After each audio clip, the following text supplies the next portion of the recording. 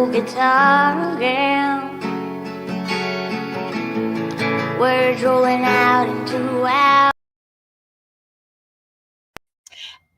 Hey guys, I just realized that I had my mic mute, so let's do this all over again and let me just pretend like that didn't just happen. It didn't happen, you guys. It didn't happen. So here we go. Hi guys, welcome to Para Women Radio. I'm Amy. By the way, I didn't really even do it that good the first time, so this time I promise I'm gonna knock it out of the park. Join us as we delve into the Kessinger interrogations with special guest Jennifer from Crafted Evidence. Why was she allowed to have her dad present? Were the interrogations truly interviews in disguise? Plus, Chrissy Poo Watts has a new mugshot, and we're going to make fun of it. Just kidding. We're going to show it to you. So I'm going to roll some credits while we wait for the rest of the Watts Island crew to boat on over. Special shout out to my Power Replay crew and all my little dragonflies that I see buzzing around out there. If heaven had wings out to you, then and fly away with you for a while, hearing the essence of gratitude. Your dreamy little smile on my lips. I miss my cue, but baby, I had you. Miss my cue, but I had you for that day. I never have to worry about missing my cue or messing up my lines because I'm here with my power crew, and I'm also here with, let me make sure my screen's right. I'm also here with Jen from Crafted Evidence. Hi, Jen. Hey, everybody. Girl, you crack me up with the Chrissy Poo. Oh, yeah. I've been saying that for a while. I know. Oh, I love it. I love it. Have you ever watched I Swear, Kimberly? One episode. She really goes in hard for him, and she really appeals to my Gen X sense of humor, and I think I might have gotten it from her. I'm not sure. I love it. I bet you he loves it too. Yeah, I'm sure he does. Hi, everybody. Hi, Miss. We've got Me Wise Magic. What a cool name. So, Amy, our chats are together, right? Harry, yep. We are guys, combined. I'm so excited to figure this out finally. We see Super Arrow. Oh, I see Jamie. Hi, Jamie. And Laura is here. Olga. Some of my favorites. I love our crew. Mallie. Gerald's one of them. Valerie, and Charlotte, and yeah, sorry guys, I see you were telling me that the audio, yeah, I was like, no bueno. Is it me? I had it on mute. That's why I don't like to mute myself, because I just totally forget that I'm muted. So never works out in my favor. It's better just to hear my background stuff. UK thinks our crime is crazy, I think. Oh, it is. Laura is amped to see this pic. Isn't it funny how NK's dad acted like a lawyer? Yeah, in there, and Chris's dad buffoon. Yes. That is. Can you pinch while we're doing this style?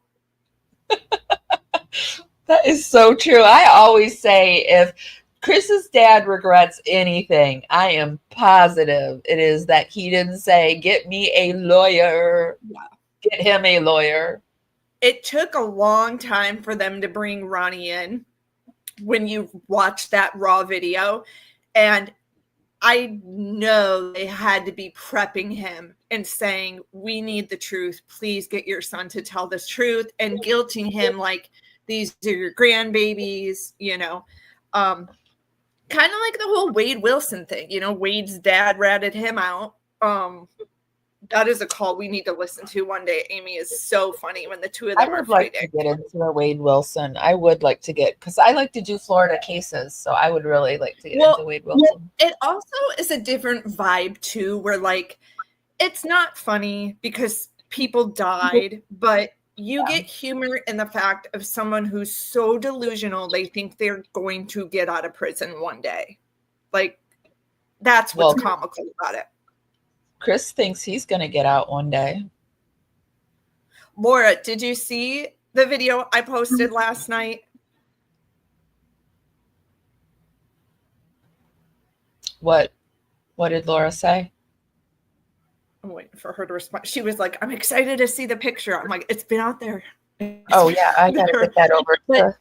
Okay, so I thought that we could take a look at, you like to do Reddit, I like to do Reddit, so I did a little Reddit. So we got some Reddit stuff that we can look at before we go into the interrogation. So,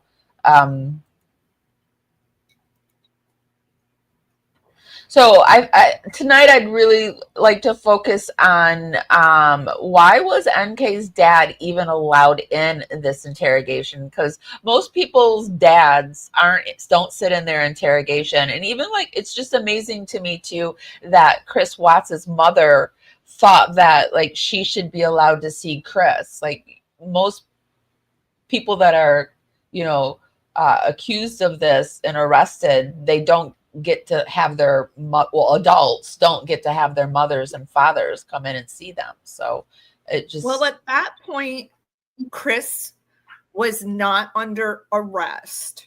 After that, Polly, they probably should have read him his Miranda rights, but they didn't. But like after that was done and then he did that confession, like boom, it was done. And it's interesting when Chris said, I don't know if you remember this, but he goes, that day I knew going in there I wasn't coming out. Yeah, I do remember that. And it's like, just think of like, did you go have a big steak? Did you go do something that, you normally would do knowing you're not coming back out? No, I don't think he did anything. He was even wearing the same clothes he wore the day before. So I just think he wanted it over, to be honest. But he's not that strong. He doesn't have that strong of a character to withstand that long of an interrogation. So, no. And I love the interrogation. We'll have to do that one too. Like that clock ticking in the background is everything to me. Him eating his earwax and doing all this weird shit. Yeah. So over here it says NK's father and business with Anadarko. I'm curious about NK's history working for her father and the nature of the business relationship with Anadarko. Do any of you know the background story? Correct me if I'm wrong, but based on what I read, her father owned the business conducting safety inspections and other services to Anadarko. NK could therefore have been involved in delivering a training program, and she spotted CW while he attended one. A crush turned into an obsession that was fueled perhaps by her access to his personal records, periodic interactions through official work, and SW's public social media posts. NK having family closely related to Anadarko is mainly what I found strange about her evasiveness from speaking to the public and choosing to relocate and change her name. Isn't the father still left behind, though, to face the backlash through both from society and his employer, unless, of course, they were addressed internally with matching confidentiality agreements? I guess I will always remain suspicious of NK, who was the mistress and who was involved with a man who apparently had no sign of a backbone, had no ability to plan his finances, and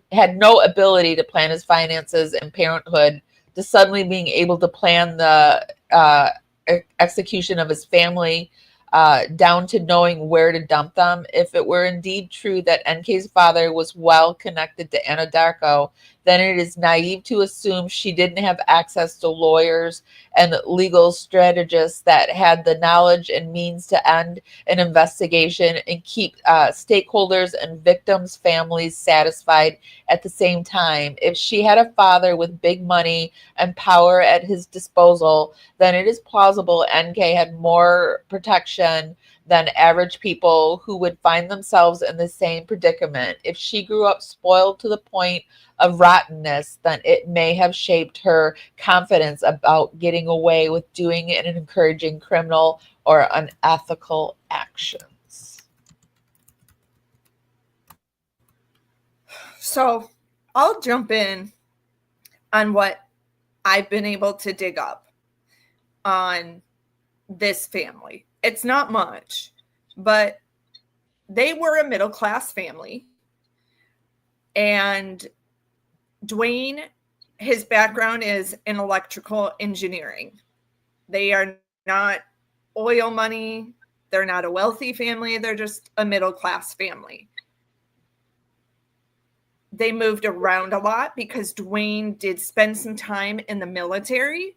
And even Nichol kind of talks about that in her interview, that she moved around a lot, has sister. I can't remember the other siblings, but has a sister. So that's why she said she could kind of relate to maybe Cece and Bella's relationship a little bit as well. But the safe house, everyone talks about. If you look up property records, the Denver safe house is actually in Dwayne's name. And I'm assuming Dwayne, I can't confirm this, but I'm assuming Dwayne owned that property and rented it out. Sometimes you can buy a piece of property super cheap, like $50K, flip it, renovate it, and sell it, or rent it out for Airbnb. That's what I'm assuming he did with this Denver property. And that's what the safe house is she's talking about. Is she still there now? I doubt it. But, you know, I see a lot of these conspiracies with the Anadarko. And with what I've seen employment history-wise, it doesn't match with Dwayne. But that doesn't mean there's another family member that I don't know about that might have this Anadarko connection. Yeah. I don't know. In reading here, it's saying that she was like lower middle class, that some people say, no, he didn't have a military connection. And some are saying, yes, he did have a military connection. This is interesting. This says, it's interesting that the father left NK's mother at the same age that Chris was, that Bella and Cece were. That's very interesting. She doesn't have a relationship with her mother. I am surprised that there has not been any, I mean, good on her, good on the mom, but there has not been any interview that she's done, or people are not like harassing the mom, because I'm sure that Dwayne took some heat for a while, for sure. But from what I know from the folks that I know down in Frederick, Dwayne had a lawyer already draft up some type of agreement, pretty much presenting that before Nichol opened her mouth. So that is why, you guys, like, from what I've heard from the Frederick peeps, that's why she sat down with her dad. Like, they were also in this desperate situation at that time. They needed to find the bodies of these women, you know, the kids. And Nichol had a lot of information they needed. So they were open to it, I think, at that point. You don't blame her for staying out of the media. I don't either. I mean, I wouldn't come out and be like, yeah, that's my daughter. Oh, I didn't know that Dwayne was listed as a witness in the discovery. Was he? Not that I know of. He was just her support system, basically. And he was the brains behind drafting this legal documentation to protect Nichol, which is smart, honestly, in all honesty. If you find yourself in a situation where you're connected to murder, it would be wise to draft. But that doesn't mean they didn't do their own investigation on her.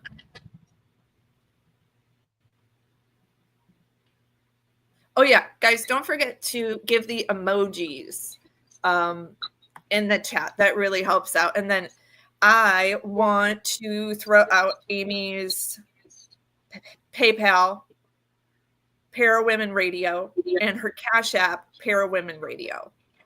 So if you just want to buy her a coffee, do it. Or we were joking last night about Joe Exotic wants Amy to pay him $100 for an interview. So if you want that, let's do it. Yes, that's the going rate for Joe Exotic, my friends. If you want him to, it would be contributing to his legal fund, of course, he said. So, so I don't know. I think it's interesting that the father was even involved in the whole thing, and that the police treated Nichol Kessinger more like it was like an interview and not an interrogation. They treated her like an informant, you know, like she's not a prisoner, you know, but they treated her like she has insider info. And the best way I view this whole situation is they wanted to shut this case, be done with it, because they don't want their community to look like there's a dangerous criminal on the loose. And they knew Chris did this. And he was screwing around and, you know, acting like he wasn't going to talk. So I think they were just so desperate. Nichol didn't know this. She got a tip from HR that, well, not HR, someone in her company, Anadarko, said, hey, just want to let you know, HR sent your emails over to Frederick, Colorado Police Department after Chris got arrested. Because Frederick reached out to Anadarko and said, have you noticed any odd behavior, you know, since his wife's disappearance, blah, blah, blah, blah, blah. They check his email, they find the affair, and they turn that over to investigators. So that may be one of the only reasons Nichol came forward. Knowing those emails were sent. Had she not been tipped off, maybe they would have watched her for a couple days, monitored their phone calls for a few days. That would have been nice. It's unfortunate someone tipped her off. You know, but she's got to be living a really like miserable life, I think. Like, she can't be happy. Yeah, like Casey Anthony. Like, can you actually go out to a restaurant? And I have to think having a relationship with anyone else is going to be very difficult. You can't even go to a funeral. Someone. She can't even go to a funeral. Right. You can't, right? I mean, we saw how that played out. Yeah. Probably doing yoga at home, watching YouTube. Or not doing yoga. It doesn't look like she's doing yoga. And not to be mean, but it doesn't look like she's as in shape as she used to be. And or healthy. Yeah, some people are saying that she just had a baby too. So that there could be that. I don't know. Ouch. You know what? I'll say about that, Amy, like that's exactly how I looked after kids. It is like this weird in Olga. I think Olga has like 4 children. Just curious for you too, Olga. I was like this puffy water weight. Like it wasn't fat. It was like this almost inflammatory jiggliness. If that makes sense. And like when I watched I think except like odd people that bounce back overnight, you know, that rare people that do that. But I think every woman's like that. Do you think, Amy, she had a kid? She has that look about her, like that just after having a child look. She does. There's a look that women have, and there's nothing wrong with. I mean, it's your body just went through something. So it's normal. It's a look. She has a look. It's like a puffy look. A puffy look. Yeah, it's like a watery, jiggly weight type of look, not like you're fat. Like it's like a Dr. Seuss kind of body look too. Like I remember watching Mad About You and her saying, like, I feel like I'm a Dr. Seuss character, because it is. You got this little wideness that you don't normally have, because her hips have opened up, and you just have this look about you until, like, it's not forever look, but it's a look. Yes, Olga, water retention. Exactly. And it takes like a couple months for it to go away. Yeah. But it does. And I don't know. I have seen over on TikTok, they even have a photo of some child, but then I think it was debunked, the child that's supposed to be, it looks just like as if she were to have a child and Chris was to be the father. It's very interesting. The age would match up to, I know the photo you're talking about. Yeah. And the child would be 6 years old now. And the picture they showed, Charlotte says, I think she looks like she's been drinking and stressing. I see that too. But there's something about that water weight to me that looks very like how I looked after having kids. It took me a long time to just kind of get rid of that water weight. Yeah, it's just like a little layer of extraness.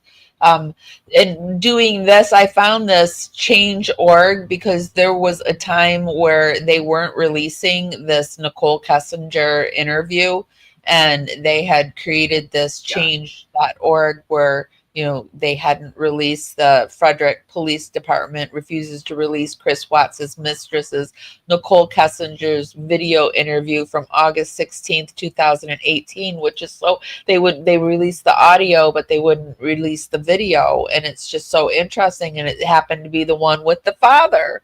So the Frederick Police Department, so finally they did release it. But I just thought that was another aspect to this, that why didn't they release it?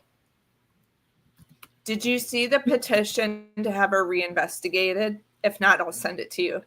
Yeah, I've seen that one. I've seen it. Okay. Let me ask you this while we're live. Is StreamYard harder to pull up material? Like, I know in live streams it's a little harder, but like if I email you something while we're talking, is it easier to pull it up? No, it's really easy. I can just pull it right up. But I thought this, in looking at this person said that, like, reasons why the Frederick Police Department may not want to release Nichol Kessinger's video interview: 1, fear; 2, protection of NK and her dad; 3, red tape; reasons why it's vital to not bury NK's video; public interest, the right to know, the due process investigation into a major crime; visual evidence unseen; CBI, which I thought it was very interesting too when I saw her interviews, because I like to watch the behavioral panel, although I lost a lot of respect for them when I think they did Gypsy Rose, and I got really mad. But and I think I unsubbed from them too, because I was like, no. Did they watch Gypsy's police interview? Is that what they watched?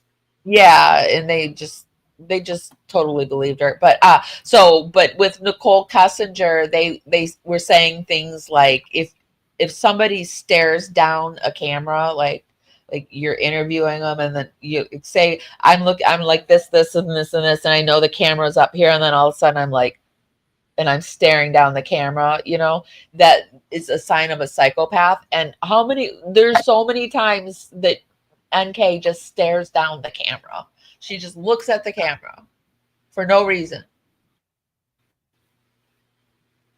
because she knows I just sent you the petition if we want to look at that too. Okay, let me pull it up. Do you guys know what I'm Um, talking about? How she's staring down the camera? Oh yeah, it's almost like a confidence, like she wants to show she's not threatened. Um, I would love if we could find like an expert on body language to kind of like look through There some is videos with us. somebody Not who does. even just There this is case, but all cases. no. There is a smaller channel that does the Gypsy Rose case. I should contact her and see if she wants. Do you guys do? I have a lot of people that do the Gypsy Rose case, so I don't know if any of my Watts people do Gypsy Rose. But what is it called? Oh, it's right on the tip of my tongue. Indigo something. There's this Martin Oh Dakota wow, guy. people are I still think. signing this. Look at it. It's people up to 2 weeks ago. People were still signing this.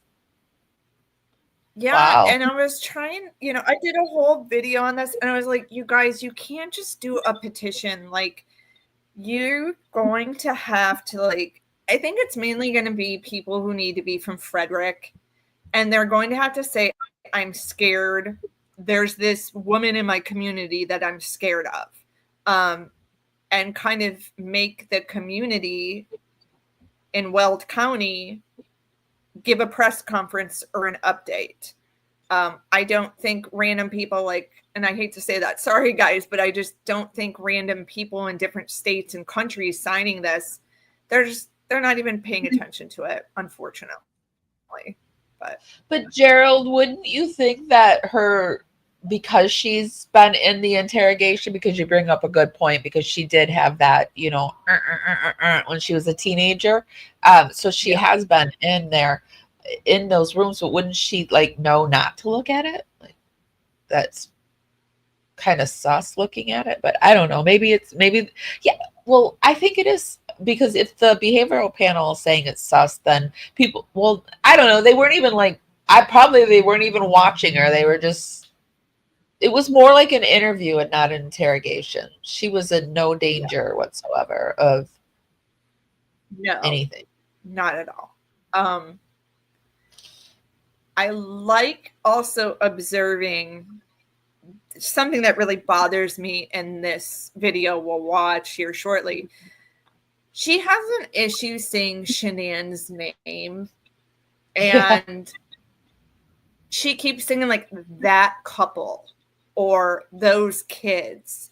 And it's like, why not just say the name? What is your problem? And then you'll notice Kevin Kovac is like, I need you to say the name for the record. So he'll like backtrack her and say, what people? Who are you talking about?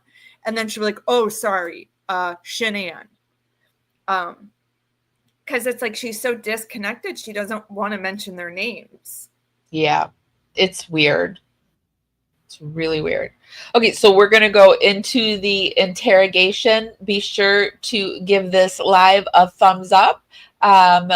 I am trying to hit 7K over on YouTube. Here, let me show you a little something that I prepared for just this moment. All right, guys. So before we get started, if we can do that algorithm dance party that I like to do, to start warming up your fingers and dancing them right up to the hearts and thumbs up button. We're coming to you today on YouTube, Facebook, and Twitch. Hey, y'all. How you doing? Giving me the thumbs up just helps us dance out into the algorithm, party out there, find more interesting people, bring them back to our.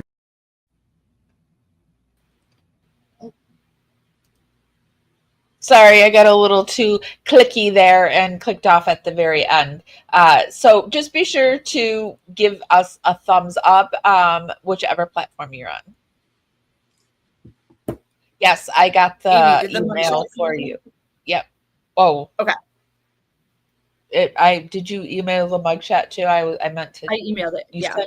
Oh, you emailed it. Okay. Okay. So we're gonna go and watch the interrogation, and then at the very end, stay tuned to the end. We have a updated Chris Watts mugshot. Jen got it for us.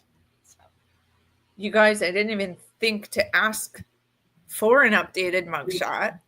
And then one of my coworkers texted me last night and said, I really love your Chris Watts stuff. Why aren't you using the new mugshot? And I was like, I didn't even think to look to see if there's a new one in the system. And I think you guys will be surprised a little bit by it. Does he look old? No, Laura. Yeah, I'm almost at 5K.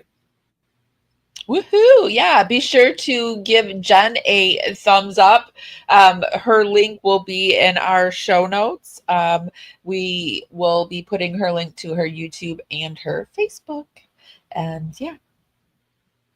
Okay, here we go. This is the interrogation that she did with her father on 8/16/18.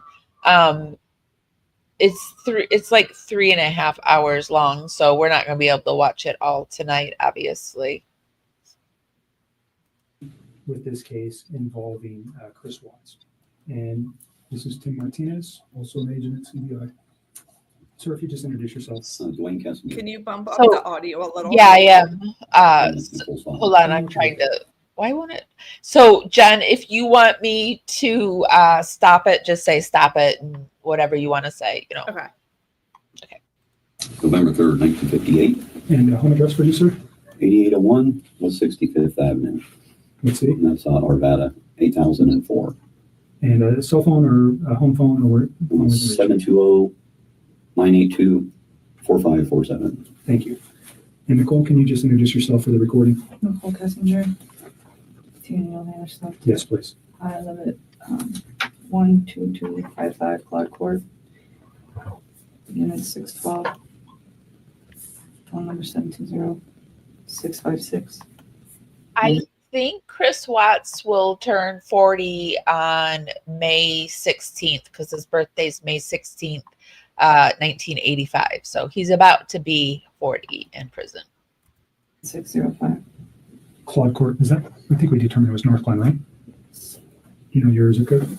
80249. Okay. Can you speak up just a little bit so the recorder? I know you're tired and you're stressed, and we won't be here any longer than we have to be. You've already had a conversation with people before. You came here on your own free will to talk to us. We picked you up at your request and brought you here. You can get up and leave at any time. You don't have to talk to us. If there's a question you don't want to answer, don't answer it. If you don't want to talk anymore, just tell me I want to leave. And I'm kind of in the way of the door, but you're not being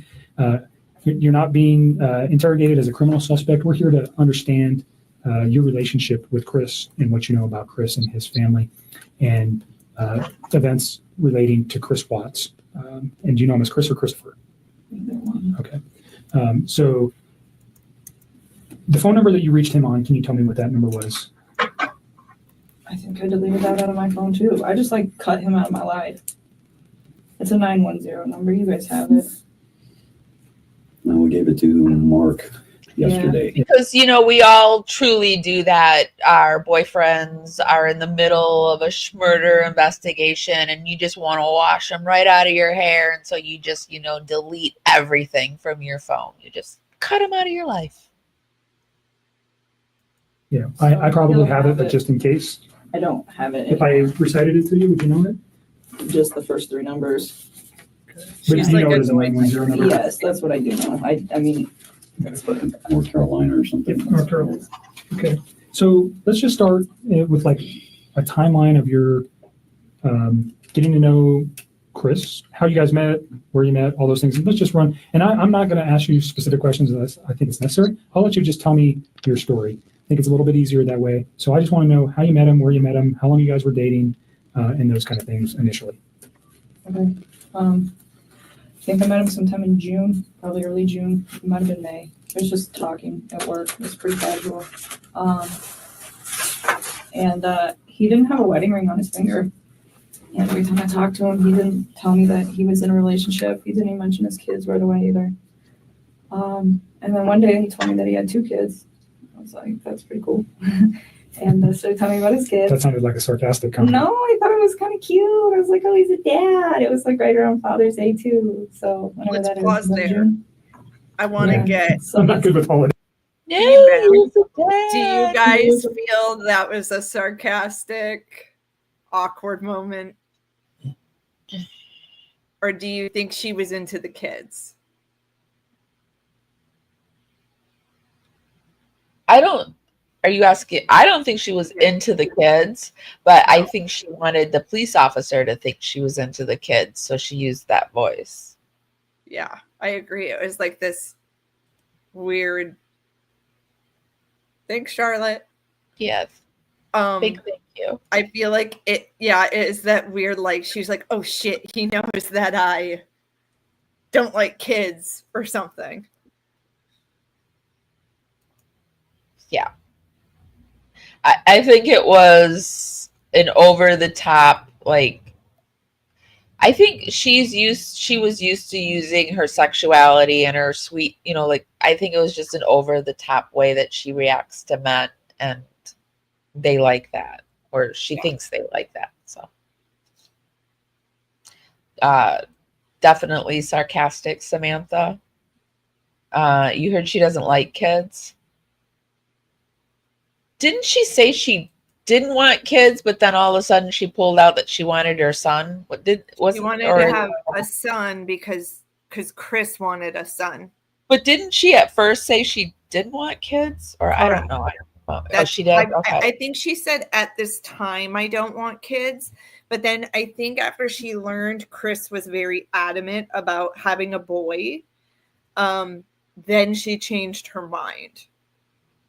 Oh, definitely, Carrie B. And I mean, just the way she giggled on that phone, that was like on that answering machine. Ooh. Which, creepy enough that there were actual dolls in the closet that were giggling just like that. So it's just very weird. He told me he had kids, and then it was Father's Day shortly after that. So that's what I do know. And I was like, I thought it was cute. And then he's telling me about him. He's pretty excited about him. And then see, she just right there. We should do a little number one stare down. He mentioned that he did have a significant other. And then he told me that those two were in the process of a separation. Those two. Did he mention the children's name or his significant other's name? I didn't know his significant other's name for a while. And then I think he told me his kids' names pretty quick, but to be honest with you, on an exact date of when that happened, I don't know. So in May and June, first of all, where do you work? I work at Anadarko Petroleum Corporation. I'm contracted to Anadarko Petroleum Corporation. Okay, and you work out of an office setting where? In Platteville, Colorado. Okay, and Chris also works out of that location, per se? Yes, he's in the field, but he comes into the office with his team. So you work, what is your job responsibility? I do health, safety, and environment. Okay, so you work in the office and you take care of health safety for Anadarko is an oil and gas company, right? Yes. So you're doing health safety in the office and Chris works in the field. Yes. As what kind of job does he do? He's an operator. So I don't know like all of his daily duties, but he's a field operator. So he works with like the oil wells. So he goes out and does work on those, whatever that work might be. But he comes into the office. How much do you want to bet she knew all of his daily activities and job duties? She strikes me as someone who knows everything. She knew where he was at what time he was doing it. And these two, I don't know if you've ever been in one of those relationships when in the very beginning of it, you were in constant communication, texting each other back and forth. That's what those two were doing. And I think the only time they were physically apart was at work. Then he went home, let the dog out, worked out in the basement, went straight to Nicole's. And that was something also Rob and I were talking about the other night. That asshole left Dieter crated up for hours on end to go hang out with her. Yeah. I hope he at least took the dog over there sometimes. Oh, he never did. He never did. Don't you think she would think like someone who treats their animal like that is probably not a good person? Like, yeah, he probably lied to her though and said that he probably said he had a dog walker, or who knows what he told her. You know, he's a prolific liar. But yeah, if I knew somebody left their dog like that all the time, and That poor little dog. Yeah. If Dieter could talk, I wish Dieter could talk. Oh my gosh. I know. But like, you think about it. He probably worked an 8-hour day. Chris came home maybe 2 hours tops and then went straight to Nichols. From Nichols, he went to work again and then came home I mean, that dog was literally probably out only 2 hours a day. Yeah. I think Chris's Facebook probably looked like whatever Shanann put up on Chris's Facebook. I think that's ran why his Facebook. Yeah. So whatever Shanann did to Chris's Facebook, that's what it looked like. But yeah, it would be nice to know. I wish that the Chris's Facebook was still up, and I wish that they hadn't taken down Shanann's Instagram. So.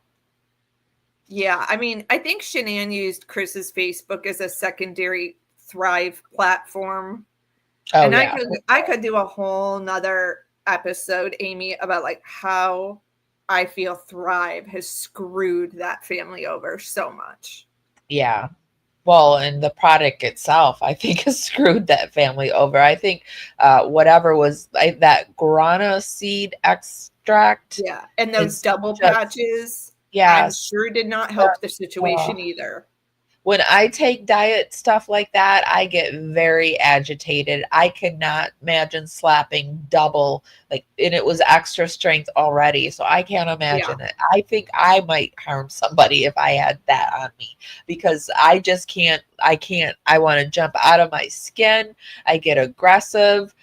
It's the same way if I take Benadryl. I can't take Benadryl. It makes me just want to explode. So I cannot even imagine. I think Thrive did and then I think he was doing substances on top of that. So yeah.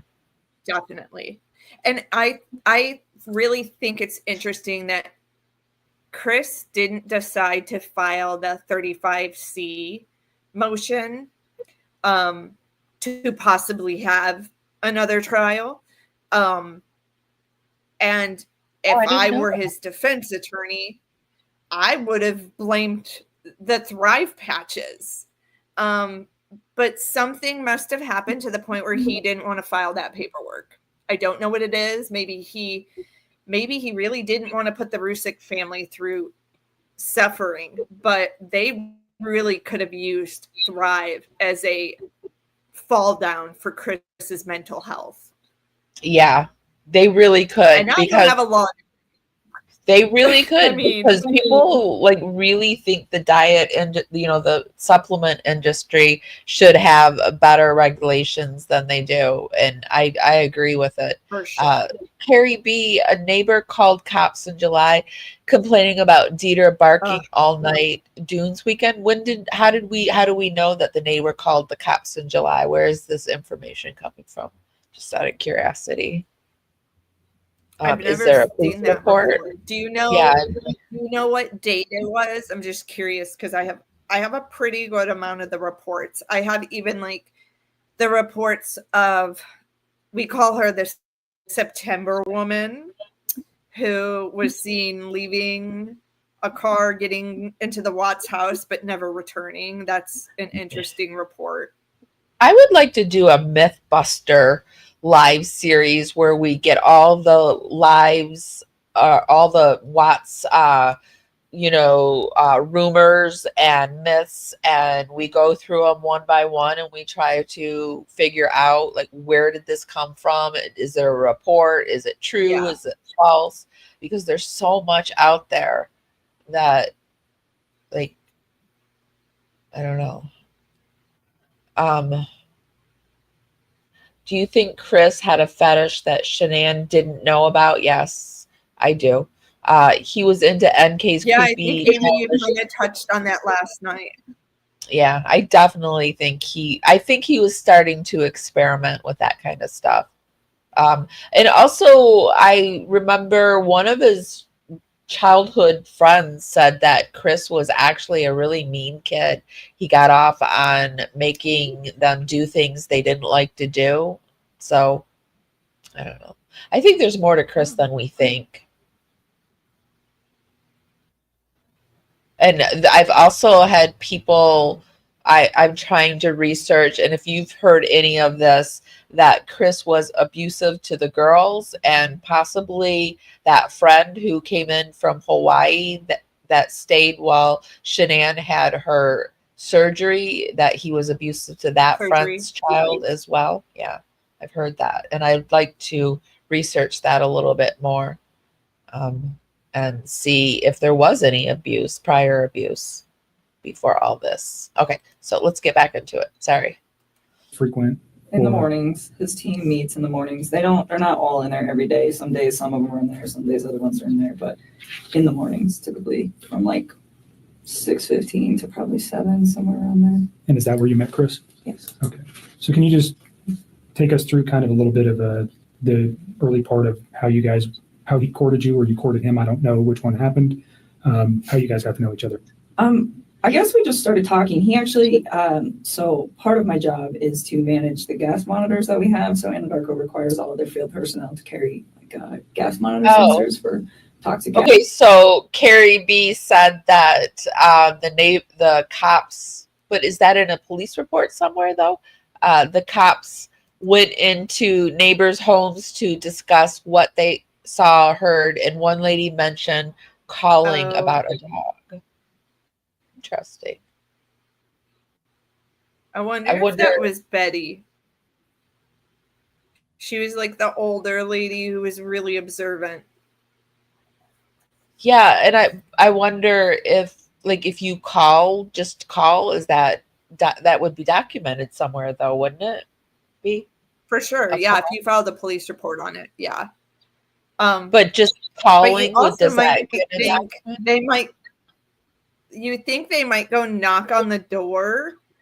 Here's one thing I don't get, like, how Shanann didn't notice he wasn't there every night.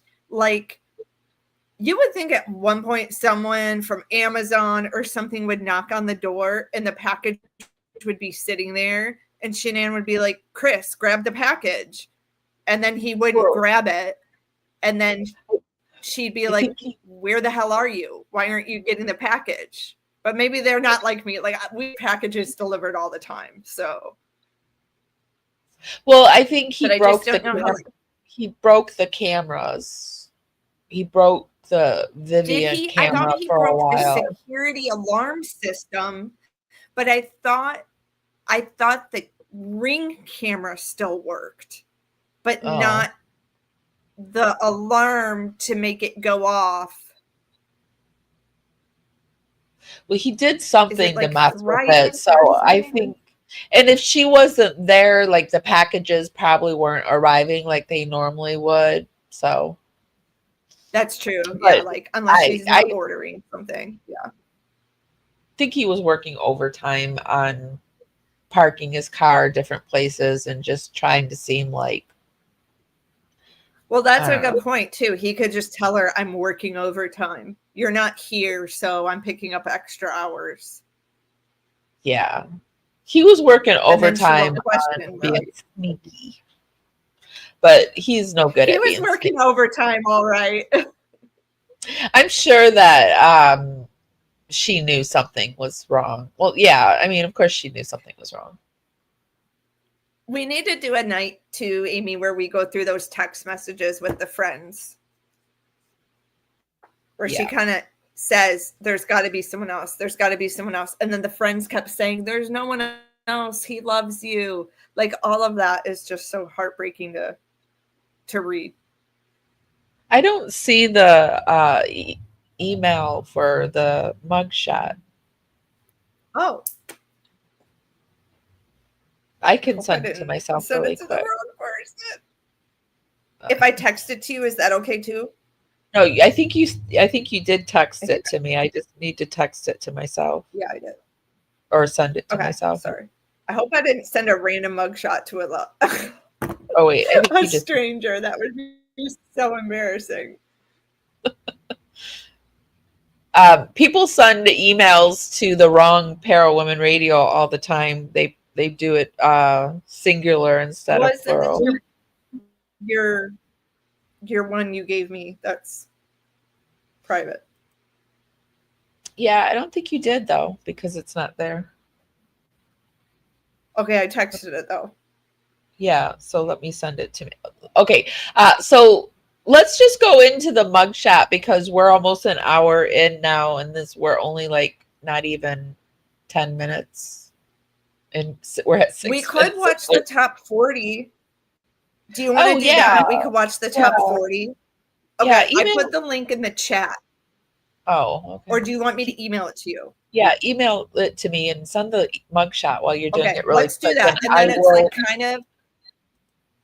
I'll move over So into the chat top while you're 40 doing that.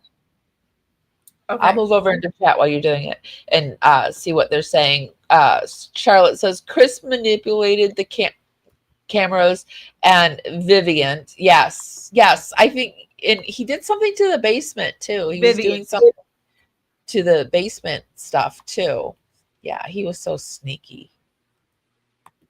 And he would enter the house through a back door with no camera activated. Yeah, I think he was going through where that Mickey Mouse thing was. He was going through the basement window, I heard. The neighbor that moved to Florida. Oh, that's the neighbor that called about the dog. Couldn't Shanann see the indoor camera on her phone to watch her home and Chris? Yeah, he was doing something with the cameras, I think. So that. See, I thought he turned the security system off by the garage so the alarm wouldn't go off. But I always kind of thought a Ring camera is separate unless it's all connected for some reason. I don't know. And I guess we have to. This was also, I got the top 40. I feel like this was 2018. So, I mean, camera systems have advanced quite a bit. Like you can now screw a light bulb in. That's what I have. I have a light bulb camera. We have a lot of different cameras, which is cool.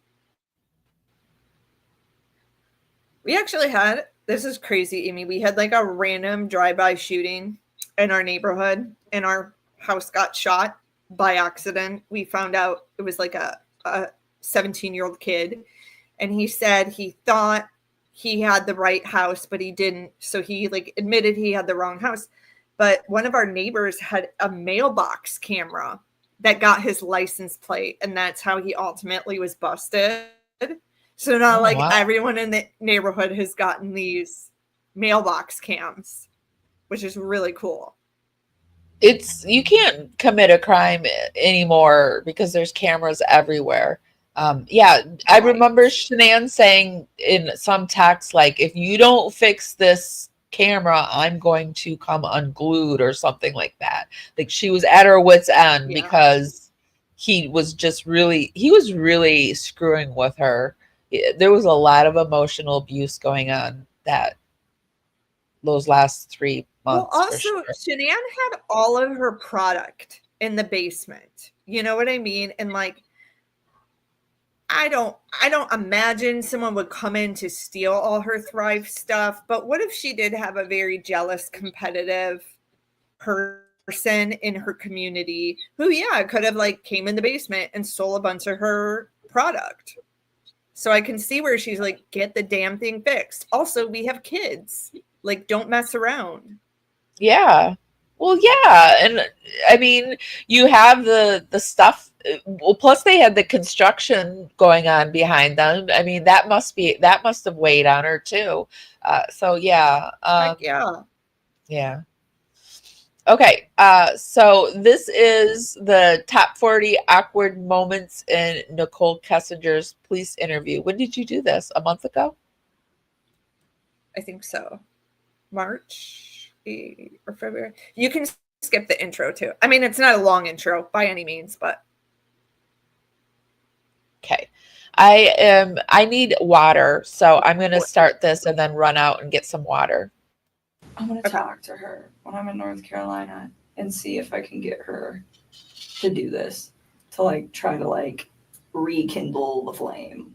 Okay, so try to salvage his relationship as you've been asking him. Yes, and most of the time at your place. Always. Okay. Always at your place. or we'd go out, but I told Mark yesterday, he asked me if I went over there, and I told him about one time that I went over to that house. I've been to that house twice, but it was very, very brief. And it was not like an extended stay. I did not feel comfortable there, or like, I just didn't want to be there. It's not my life. Like, that is somebody else's life and somebody else's existence, and I respect that. That's their space. And so I used to tell him, well, come to my house because this is our space. This is my space. Amy, you got to pause. So for me, out of respect, just for like whatever situation he had going on in the Okay. She respects a person's home, but doesn't respect a man who is married to someone. You don't respect that woman having a husband, but you respect her house. I can't wrap my head around that. Yeah, she makes no sense. No sense whatsoever. And she contradicts herself at every turn.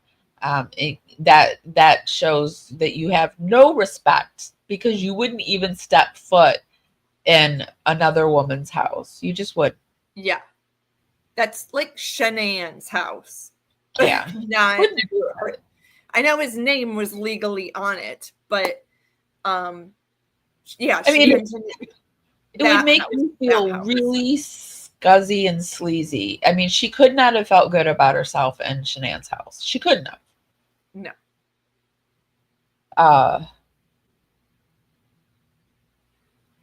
They got her license plate going through the neighborhood? When? Yeah, they did. When did they get it? Yeah. They got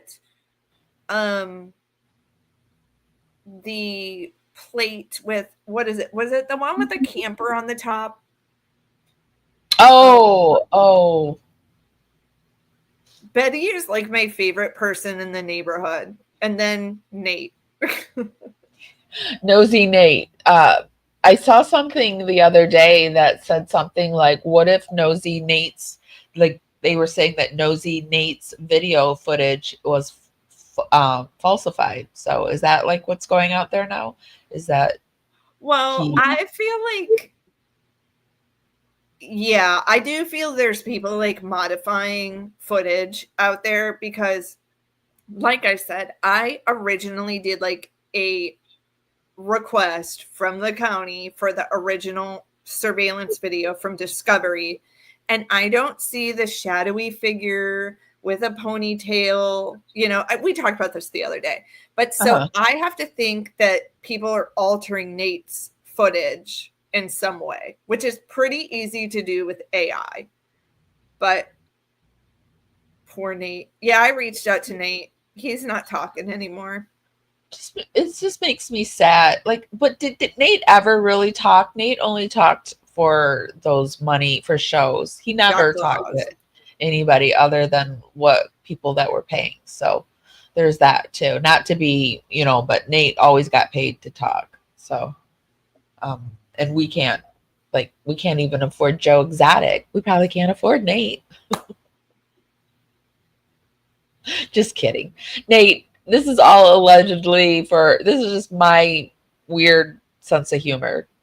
I think Nate was a really good guy, and I think it's good to have neighbors that watch the neighborhood. Like, I'm not against having neighbors that watch out for me, so I think it's a good thing. I think Nate literally cracked the case before the cops did. Like, he noticed Chris walking down or driving his car down the other direction, and he's like, if people were breaking into your car, you would park in front of my camera. And he's like, I told him he can park right in front of my house, but he didn't want to. And it's like, goes, and then he's telling you everything he brought out. And he's like, why do you need to know what he brought out to his car that day? Like this, rocking back. Yes, I love that. Like, just a little bobble. The penguin.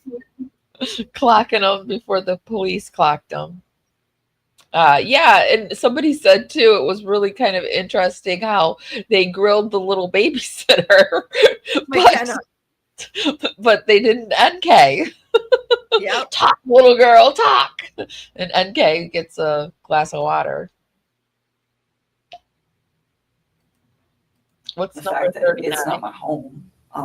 I felt that it was better to be in my place. And I live alone. I don't have any roommates or anything, so it's pretty easy to do that. Disprove something he's told me by a phone record. Phone records don't lie. People do. Okay. So if I can disprove something There's a little that may commentary in be there. important, that's what I need it for. That are there. And we'll write that specifically down here. Understand I that. just don't want anybody to get some of those texts. Like they have nothing to do with this case, and they're just like, Between you and Chris? yes, they're just. So just tell me what you're. They're just kind of raunchy. Like Okay, I well, don't need anybody. Everybody's I an don't need adult. that posted like We're not going to post somewhere. it. I don't need newspapers to get that. That's all I want. The only ones that we would be looking for, again, is the same kind of questions we're getting to here, is things about his children. So, but then I just bet they were really, really raunchy. I bet they were so raunchy. Sexy, texty. And her dad doesn't even seem shocked about it at all. He's just like, yeah. How awkward. How awkward. being in a house, I was just like, why? Fix this. Find a way to fix this. Make it work, And I was like trying to push him to do it, and he seemed pretty reluctant to do it. He didn't want to. You're tired and you're stressed, and we won't be here any longer than we have to be. You've already had a conversation with people before. You came here on your own free will to talk to us. We picked you up at your request and brought you here. You can get up and leave at any time. You don't have to talk to us. If there's a question you don't want to answer, don't answer it. If you don't want to talk anymore, just tell me I want to leave. Right? Because this is just a conversation we're having. We in no way suspect you whatsoever for whatever reason. You're the mistress. You're the first person we should suspect, but we don't. They would have let her go, and in 5 minutes, they would have probably had a search warrant already ready to go look at her house and bring her in for an interview. Yeah. And I'm kind of in the way of the door, but you're not being. I'm kind of in the way of the door. You're not being interrogated as a criminal suspect. We're here to understand your relationship with Chris and what you know about Chris and his family.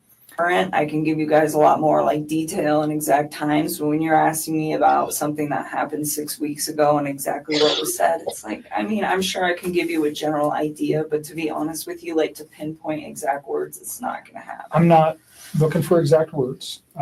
Just more, let's say 6 weeks ago, he said something that triggered with you last night. That's what I'd be looking for. I was like, that's pretty cool. And so tell me about his kids. That sounded like a sarcastic comment. No, I thought it was kind of cute. I was like, oh, he's a dad. It was like right around Father's Day too. So whenever that is in June. With him and I might ask you a question and you're going, why the heck would he ask me that? Probably because I have information that I'm not willing to share with you, and I'll tell you that right now. I'm not going to tell you some questions I'm going to ask you. What the heck? I want to share some information with you. Just it protects you. It protects our investigation. So if it seems weird, there's a reason I'm asking it, and it's usually relative to what I know. That's probably the hardest he got with her was right there. Yeah, he just total kids club. I mean, she even looks bored right here.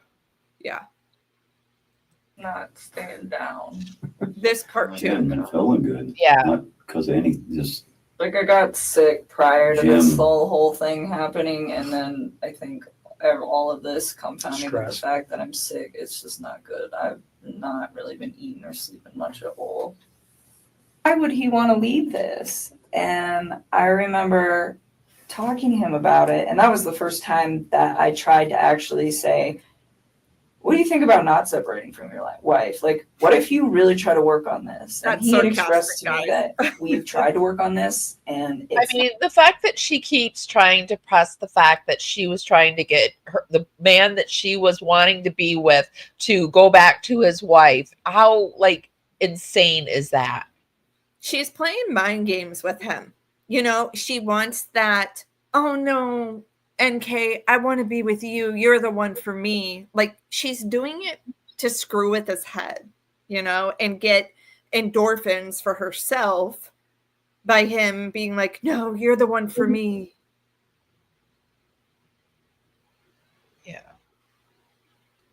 It's crazy. Not working. So that is why we're separating. Figure $100,000.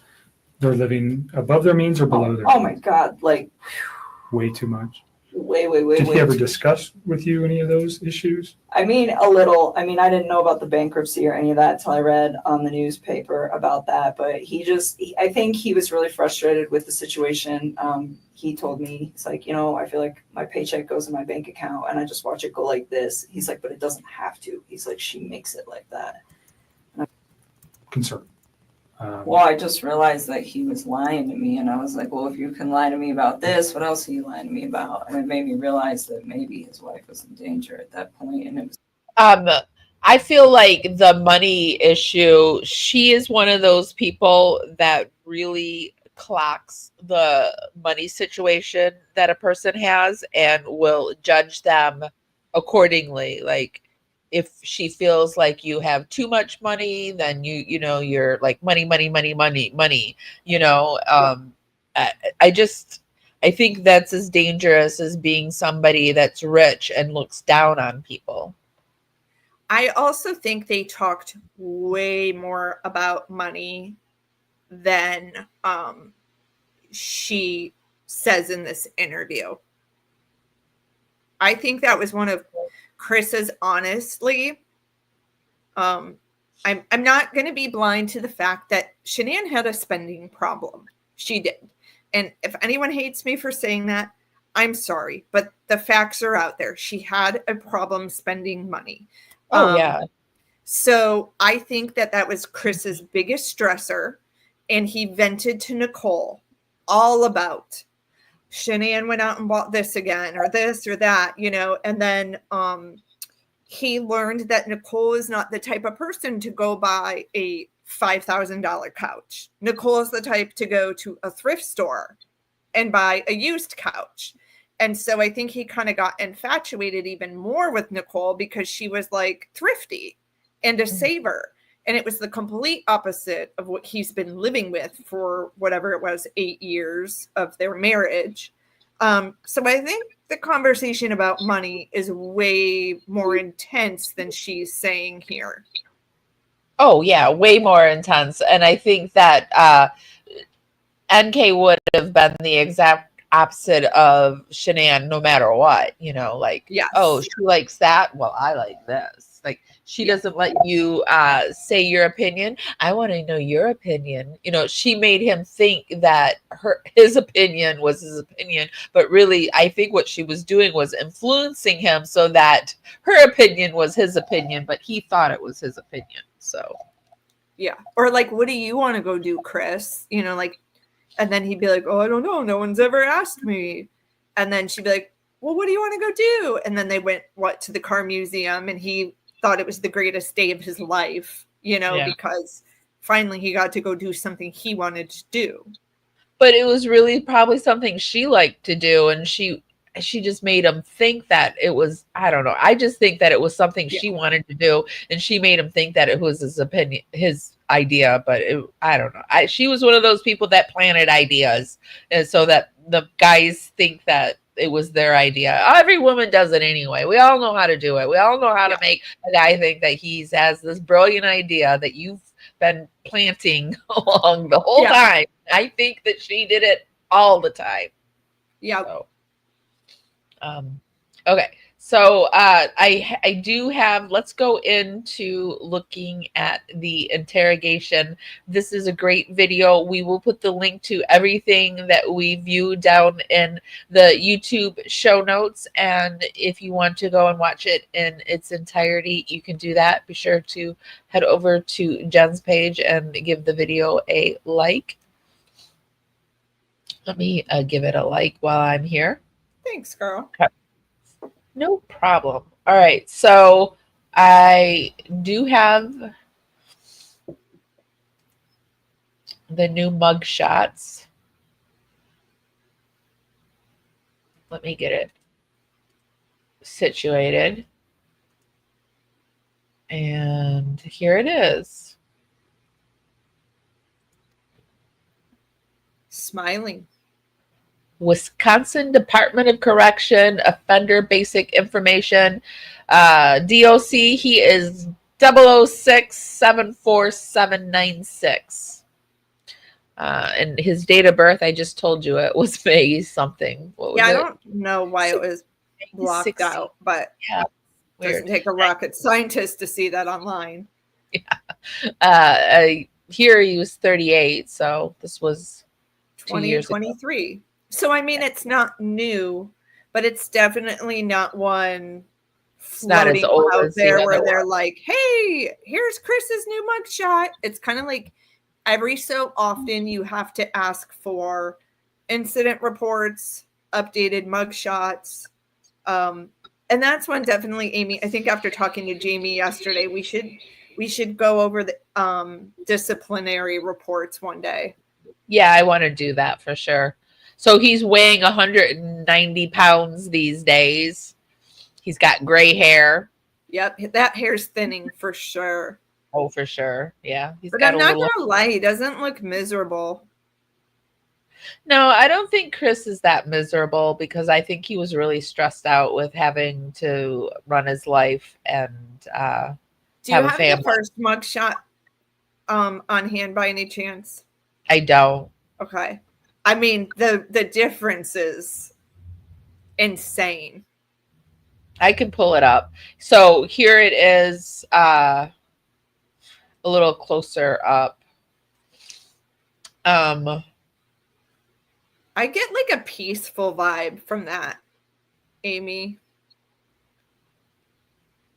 Do you get a peaceful vibe?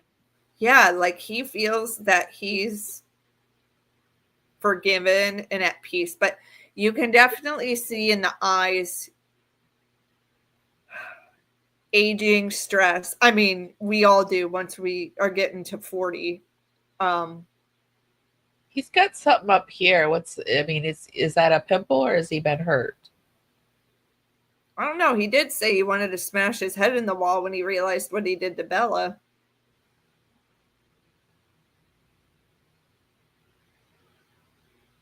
Huh. Okay, let me pull up his old mugshot.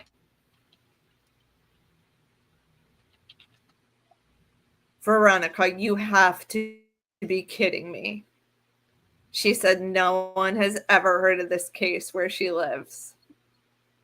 The Watts case? Oh, wow. Imagine, like, there are people, though, who haven't heard of him and don't know who he is. He could, like, get on a dating app or something. Oh, shit. Denver Post is going to make you pay. I didn't realize this was the Denver Post. Okay, hold on. Let me go back. I have it. Okay. I have it if you need it, but I'm sure you can just Google. Yeah, I did, but I accidentally stopped sharing my screen. So now I've got to go through the sharing. So here's Veronica, Google. Where did you say you're from? Like, look at just how. This was the last one I had seen. This was. But that one, like the eyes. Here, this I think was his first one. The one below it, I think, is the very first one where he looks like this one right here. Yeah, this one right here, I think, is his first one.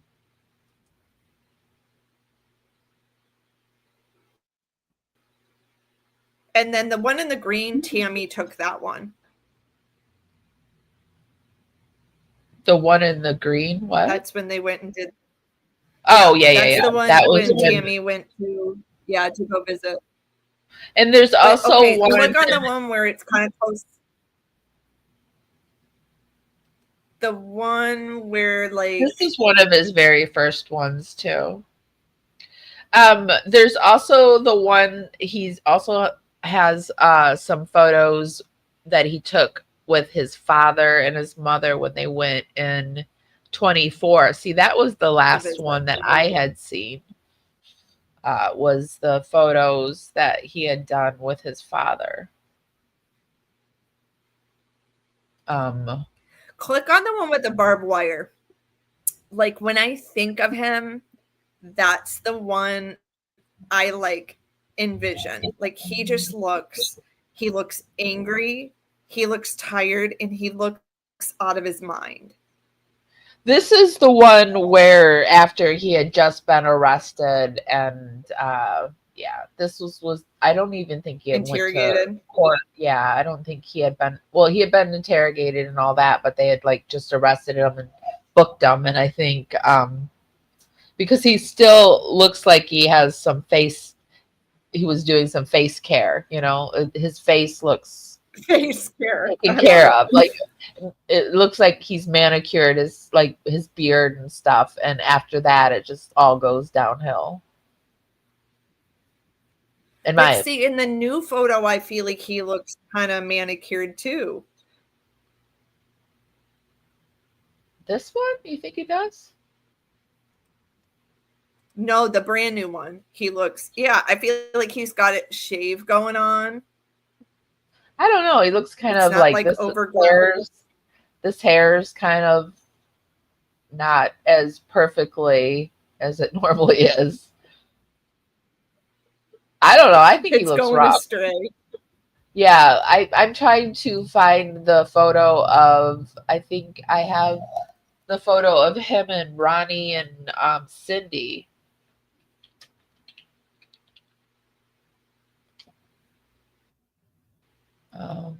Yeah, Max. I've heard of that whole story in the Sherilyn Cadle book. I started to do a review on that and was doing it like video by video, but I'm thinking about like making an entire video with all the chapters together. Here's an old one that I did. Shot has been released of Chris Watts, the Colorado man who murdered his pregnant wife and 2 daughters. He's clean shaven, staring blankly into the camera.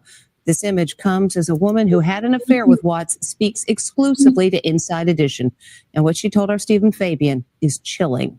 So, yeah, I think that so I think this photo here, which I'm just like guessing, but I really think that this was his first mugshot. And then this photo after here, interrogation. This one here is after the court, you know, after he was sentenced, because then they made him take all his facial, because I think when you get, you know, like you're like, okay, now you're ours, you're the property of us, then he had to shave himself, you know, be clean shaven. So but I agree, Olga. I have a vibe. He looks at peace. I think the only thing that would shake that up for him is if he moved to a different prison. Let me see. I know there's a photo out there of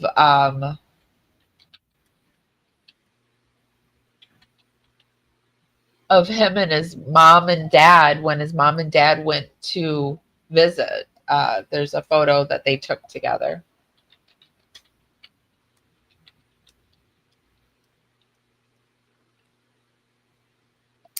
Yeah, he does look possessed. Like, yeah, Rabbit. Like, if I were to believe that a person could be possessed, those first couple photos seriously are haunting looking. Even Nichol says in that top 40 videos towards, I think it's like number 6, she talks so much about how his eyes look. She's like, that is not the same person that I was talking to.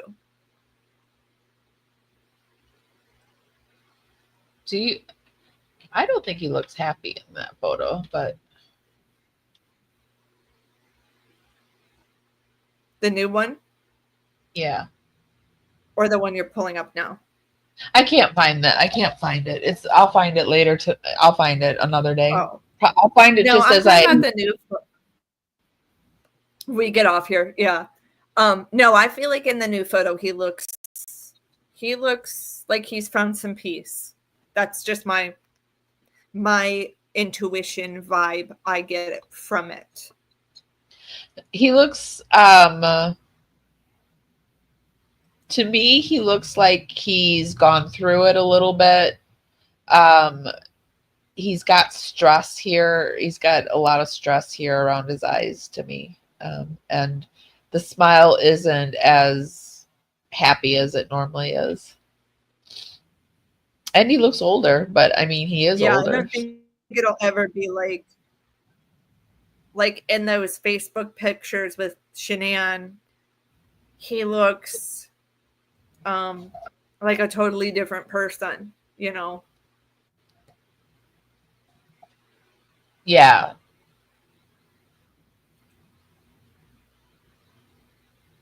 Like this was always an interesting when they took him in to, you know, do the mugshot and stuff. And yeah, they took him in and he sat down and rabbit hole. So the Sherilyn Cato book, I wanted to read it just to read it because I know that there was like a plagiarism strike on the book, but that was for like some part of the book where she was describing a scene or something. But she does use the actual letters in the book word for word and then had them online so you can read them in Chris's handwriting. So that was more of what I wanted to read, is like what Chris wrote in his own letters versus like what Sherilyn was. There's a PDF version of Sherilyn Cato's book online. Yeah, you don't need to buy it. Or yeah, I did like the audio. Letters. Yeah, the letters are really interesting. Yeah. Yeah, I don't know why I can't find it. It's weird.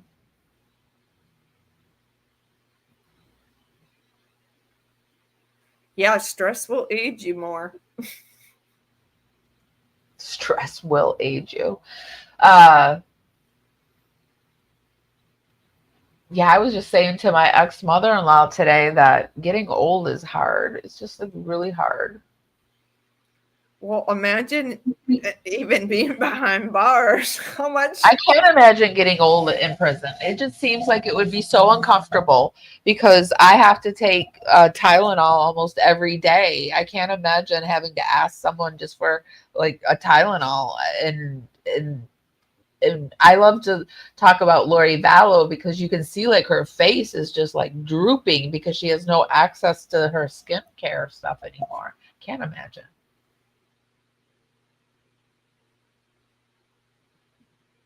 Cindy heard him repenting and never knew why. Or are you talking about when he would hide himself in the bathroom? Yeah. He, what we just showed you. Oh, that's probably before I showed you. I'm sure he's, yes, I think that his being bisexual was not acceptable. Charles Manson's eyes were crazy. Yeah. Yeah, he did say that he didn't have the right person, and I would say that Shanann didn't have the right person, obviously. They were and both the most wrong person she could have ever had, obviously. You know, I was thinking about this the other night, Amy. Like, imagine if, I know this wouldn't have happened, but imagine if Chris, when he started having these crazy thoughts of hurting his family, would have went to a therapist and said, I'm having thoughts of killing my family. I need help.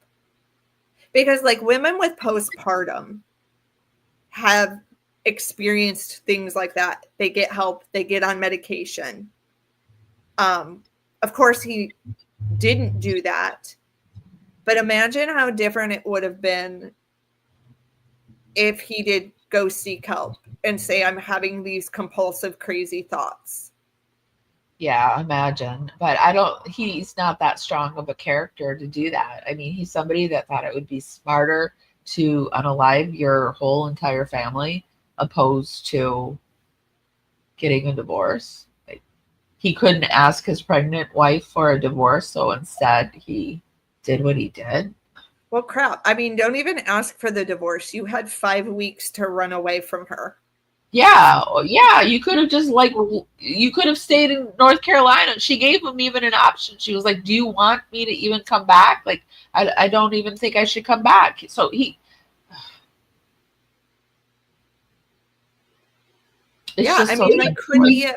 could he have gotten help?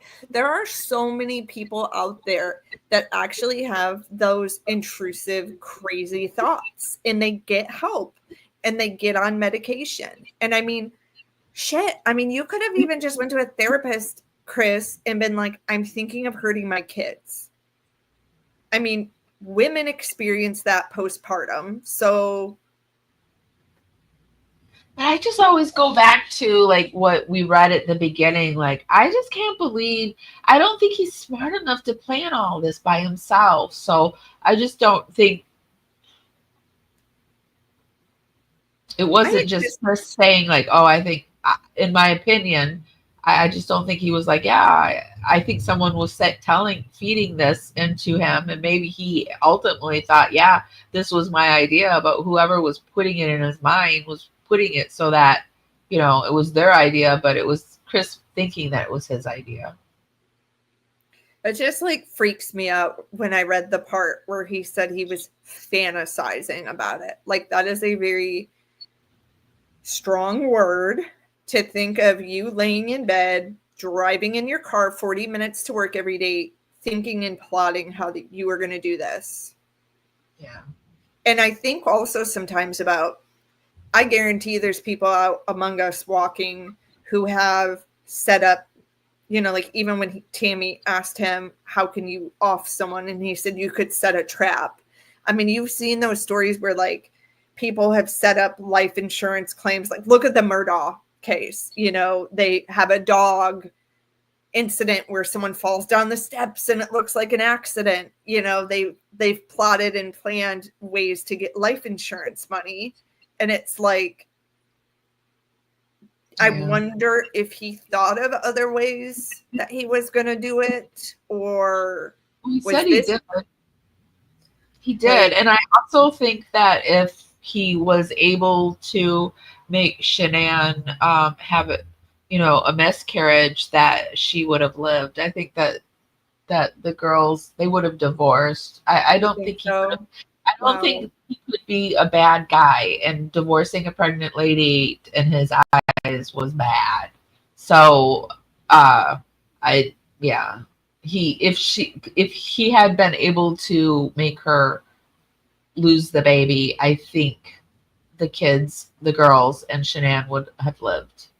You know what's crazy too, though? Remember when Shanann was saying she was spotting in North Carolina? It's very possible she could have lost the baby, but they didn't know because they didn't go to that doctor's appointment. No, and she didn't go to the ER either. No, she had the baby because the baby was born in the grave. No, but I mean, do they know that the baby was alive then, though? Because I heard that it was too small to be tested on. But do you remember when Shanann was texting her friend and she said, I'm spotting, and the friend goes, go to the ER, and she said, I can't. Because he was trying to make her miscarry. He was giving her those pills, and so she was probably, and she was having, a reaction. She was getting violently ill because he was giving her oxycodone or Oxycontin, one of those two. Yeah, it was oxycodone. Yeah, so but she was. What if she did? Well, what if the baby was in there but didn't miscarry? You know what I mean? Like, some people carry and then they have to go in and do the D&C. No, I don't think so, because she didn't mention that the baby wasn't moving or nothing was, like, there was no like, she would have been on top of that shit. So I don't think so. Do you feel it moving at 15 weeks? I can't even remember anymore. I feel like it was more like 20 weeks, but I don't remember. Don't know, but I don't think that I think the baby was alive. Unfortunately, like, it would have been better, I guess, but I don't think that. No, I don't think that.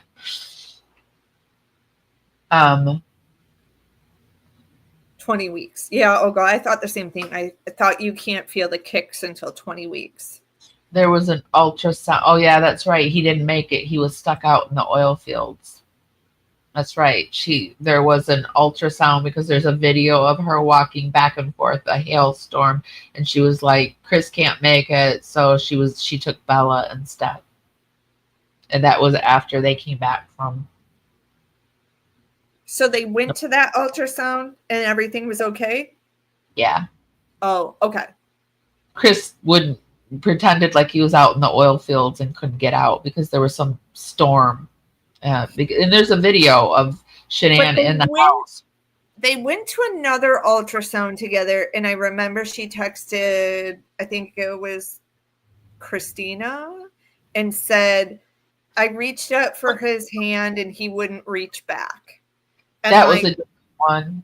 That really broke my heart to think of her sitting there and they're like looking at the monitor and he just doesn't care. Really sad that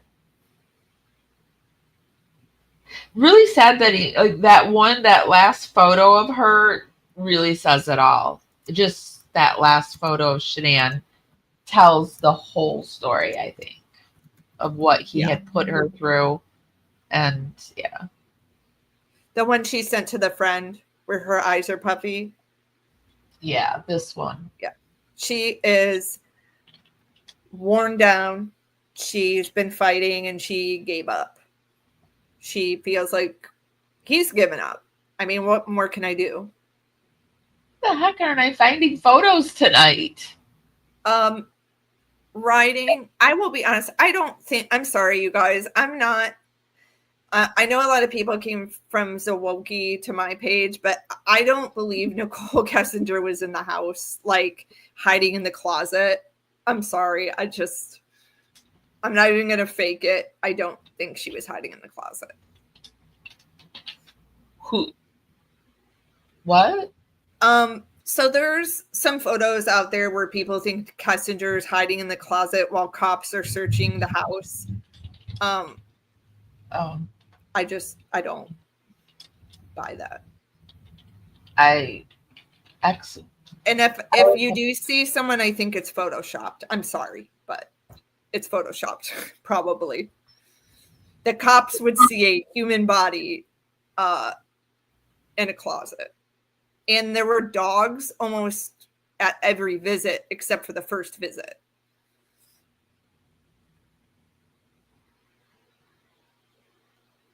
Yeah, it's just not popping up. I'm not having a good night with my research. Sorry, guys. I've never heard of anything like that. No, I don't think that Nichol Kessinger was in the house. You guys are saying that somebody said Nichol Kessinger was in the house when the police were doing the search? Right, and you can go ahead and send them to Amy. Amy has a pretty good eye for like paranormal stuff, and just have her look at it. But in my honest opinion, I don't think it's a person hiding in the closet. And if there is, I saw the shadow you're talking about, but I think if it is, it's photoshopped. And I don't want to, hurt anyone's feelings or anything, but I'm not gonna like fake it for views or anything like that either. That's not my MO.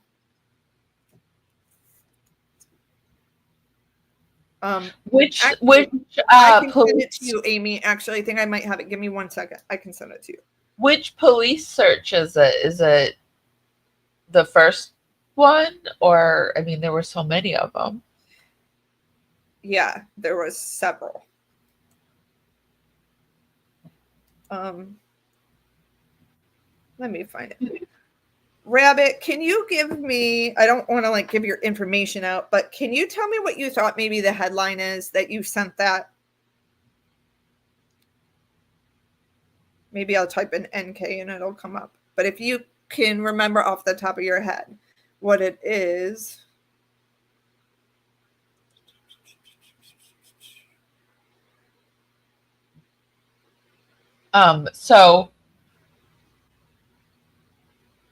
Oh, I was going to ask you, Amy, how do you feel if we had a psychic on? Are you open to that? Yeah. I've had psychics on my show before. Okay. I want to do one where, like, there was this gal I was trying to get a hold of. She was so good. I did a video on her, and she does what they call forensic astrology. And she did one on Nichol, and it was good. Oh, really? Ooh, LK.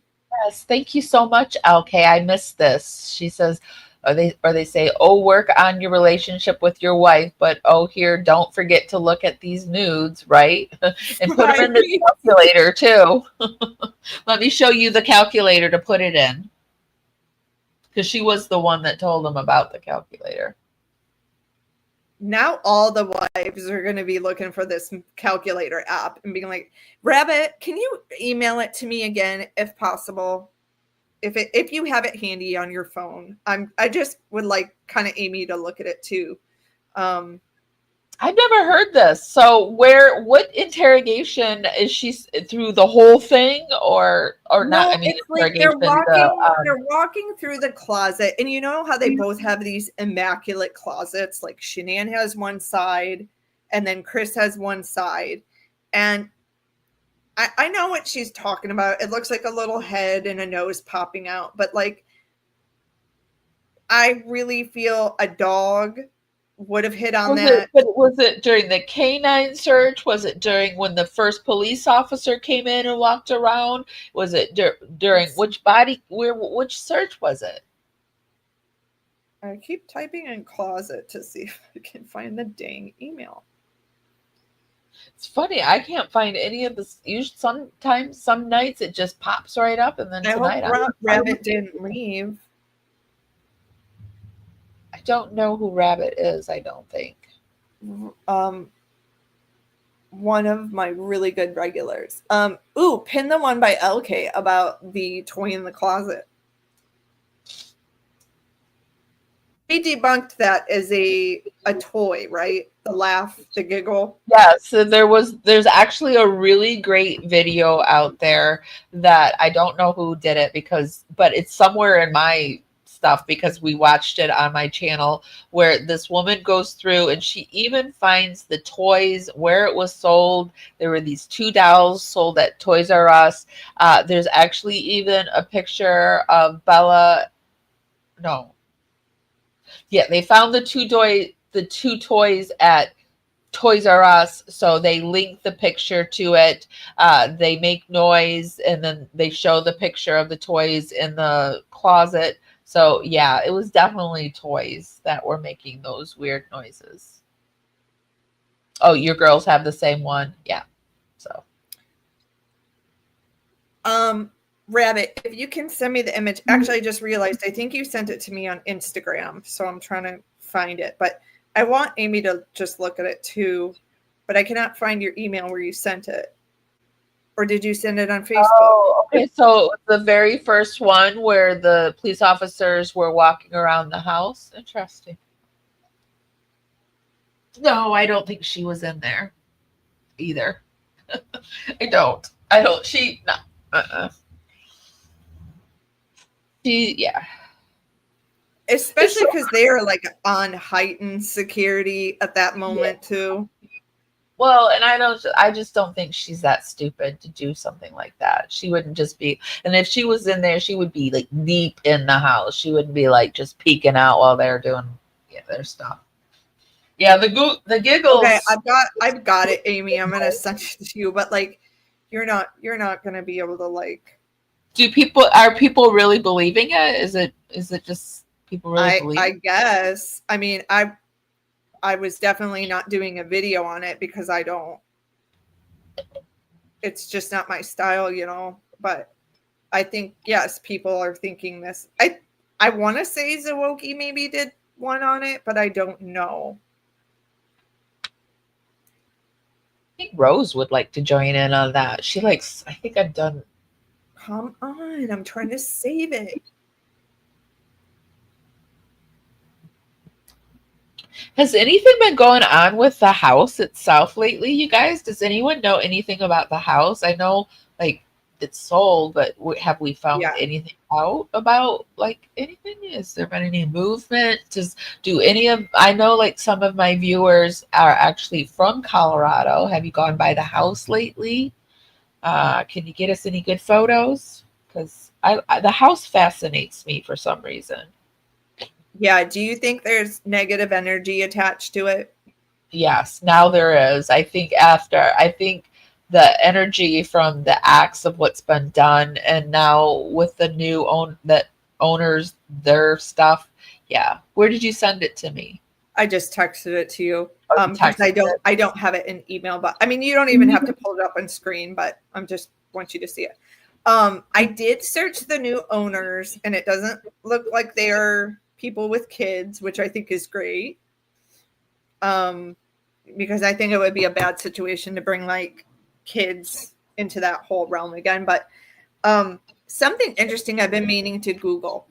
I live in Georgia. If you live in a home less than 2 years, you have to pay something called, God, now I'm blanking on it.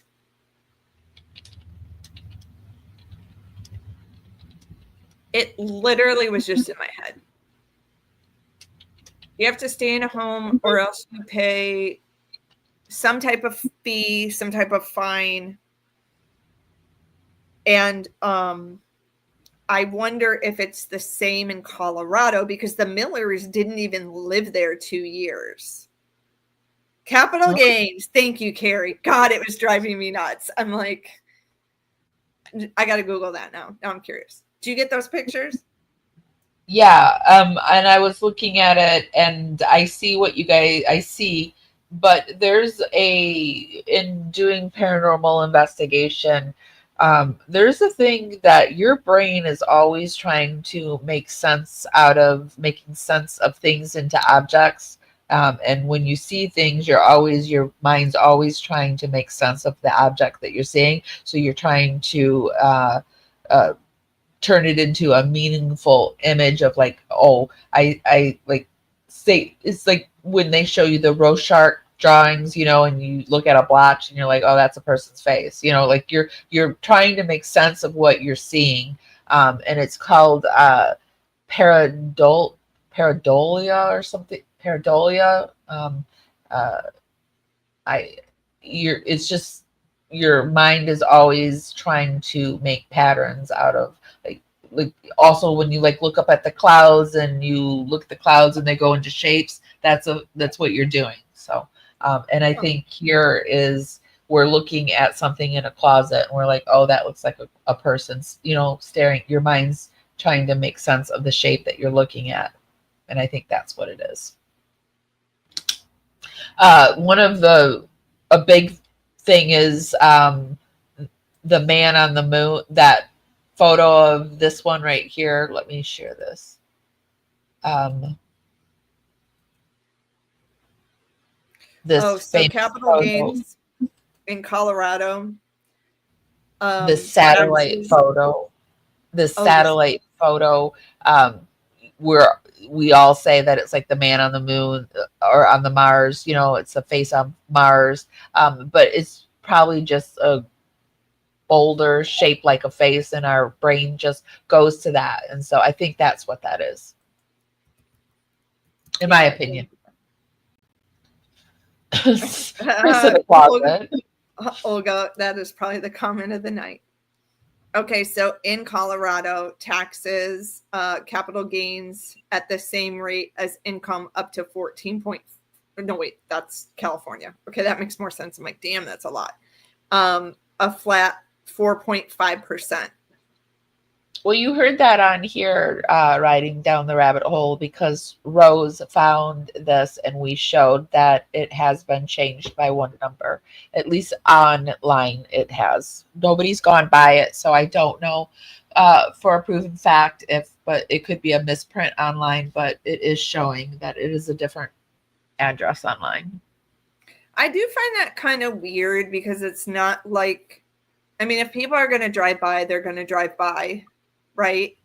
Mm-hmm. Unless things were getting mailed to the house or something. I mean, Yeah, I don't know why Didn't they even think would about that. it by one number. It just seems like it could be a misprint of some sort, but it also all the numbers on one side of the street usually are odds and the others are evens. So that's also kind of like, why would they do I that? always felt they should knock it down and build like a green space and do like a butterfly garden or something like that where people can, in that community, not like the public, but people in the community could come meditate or garden or do something positive there. Yeah. They'll never do that because the house is worth too much, but yeah. Greedy. Yeah. Maybe eventually. I mean, I think the Amityville Horror eventually, like after a while, after a few facelifts, and I think that got a new street address, um, and then there's the John Bonet Ramsey house. That's another, and the Kurt Cobain. There's just some houses that are just really, I think, but they tore down the John Wayne Gacy house. Yes. Yeah. So I don't know. There's just some houses that are infamous and I think always will be, but get better over time, I guess. The John Bonet Ramsey house, I think, is a beautiful house. I love those houses that are like the A-frame in the front. Do you like that case? That's one I really like following. Yeah, I do. I've always liked the Ramsey case. It's always fascinated me. Well, we'll have to plan one on that one day too, because I went down the rabbit hole on that one day, and I'm like, oh my God. Did you? The Madeline McCants one interests me too. Actually, I met, because of the AD video I did that people didn't like, some people reached out to me from that group. And one of the gals who reached out to me is really big into Madeline McCain. I think her name was Lizzie. Do you know this girl? Lizzie, no. I've been watching the Madeline one. It's been popping up on my news feed the last few days. Anytime anything starts popping up, I think there's there must be some kind of move. Well, there is a little bit of movement, which I can't even believe this. They have allotted more money for that case. That case has gotten, Scotland Yard has, I think, put over 18 million pounds, like million, and they're throwing more money at it to try to solve it, which is just like amazing to me, like all the missing kids out there, and they put 18 million after this one. You know, something creepy too about that John Bonet case. You remember John Mark Carr? He lived in like a couple cities over for me all this time, and I had no idea, and that scares me so much. He is weird. He's really creepy. Yes. Yeah. Okay, guys, I think that's all we have for tonight. Do you have anything else you wanted to share, Jen? No, I mean, God, we could sit here for hours watching, all of it, but it's just not enough time in the day to do it. And I feel like every time you watch it, you hear something new. Yeah. I think that every time it's just amazing to me that after all these years, you can still find stuff. But there are other cases that we want to look at. So hopefully you will come along with us. I'm going to be covering Stephen Stern's, the Idaho 4. And I would really like to get into the Wade Wilson stuff, because I do like to do cases where you can just laugh. And I know, it's somebody died, like you said, but he is just a joker. And I love watching Jumpsuit Pablo, and just when he makes fun of Wade is just like perfection. So. Yeah, I feel like that would be good to kind of give us like a break from so much intensity and negativity, to kind of like hear, you know, the laugh. You guys watched Jumpsuit Pablo? He was cracking me up when he was like coming in his costumes, and he was the judge, and then he came in as the officer. It's so funny. Like Wade, like when I picture him in my mind, like he's in a prison cell, but it's almost like the way you listen to him, he sounds like a man in an office demanding people to do this and that for him. You know, he's like, yeah, I need you to call blah, blah, blah. And then the Jesse girl's like, okay, Wade, you know, like it is just, he runs an operation behind a cell. Yeah, we can do that. And I do have some actual footage of somebody walking around the house after, you know, this was after the Schmurders, but we can pull up some of our old footage, actual footage that we have of people walking around the house and take a look at it for you. But I might forget. So we are kind of like making a list now of things we all want to do so too. If it gets forgotten, remind us, okay? Tell them about your Cobain stuff too that you're working on. Oh yeah, we have coming. I think this week, the Kurt Cobain official will be rejoining us, and we're going to be going through all of the people. You know, people are often say that he didn't unalive himself. I believe he did. So we're going to go through all of the reasons why when people say, oh, just drop the case, you know, he ended his life and that's that. So there's a Reddit post that goes like point by minute point, and they have gone through, I've given them the Reddit and they have gone through it minute by minute point, and we're going to go through and we're going to talk about the gun evidence. We're going to talk about the handwriting analysis. We're going to be talking about the private investigators. And then there was also recently an article that came out that they are very close to reopening this case. Like it's out in the news. So, and the Who Killed Kurt Cobain official channel that we teamed up once before has really been doing a lot of legwork on this. And yeah, so I'm super excited. I think it's going to happen this Wednesday. Are you going live tomorrow to do your ghost stuff? If you do, I plan to be in there to mod. So if you guys are into paranormal. Yes, on Sundays, Shannon is somebody who was an original member of Parawoman Radio. She used to be my mod in my chat. Now we co-host the show together.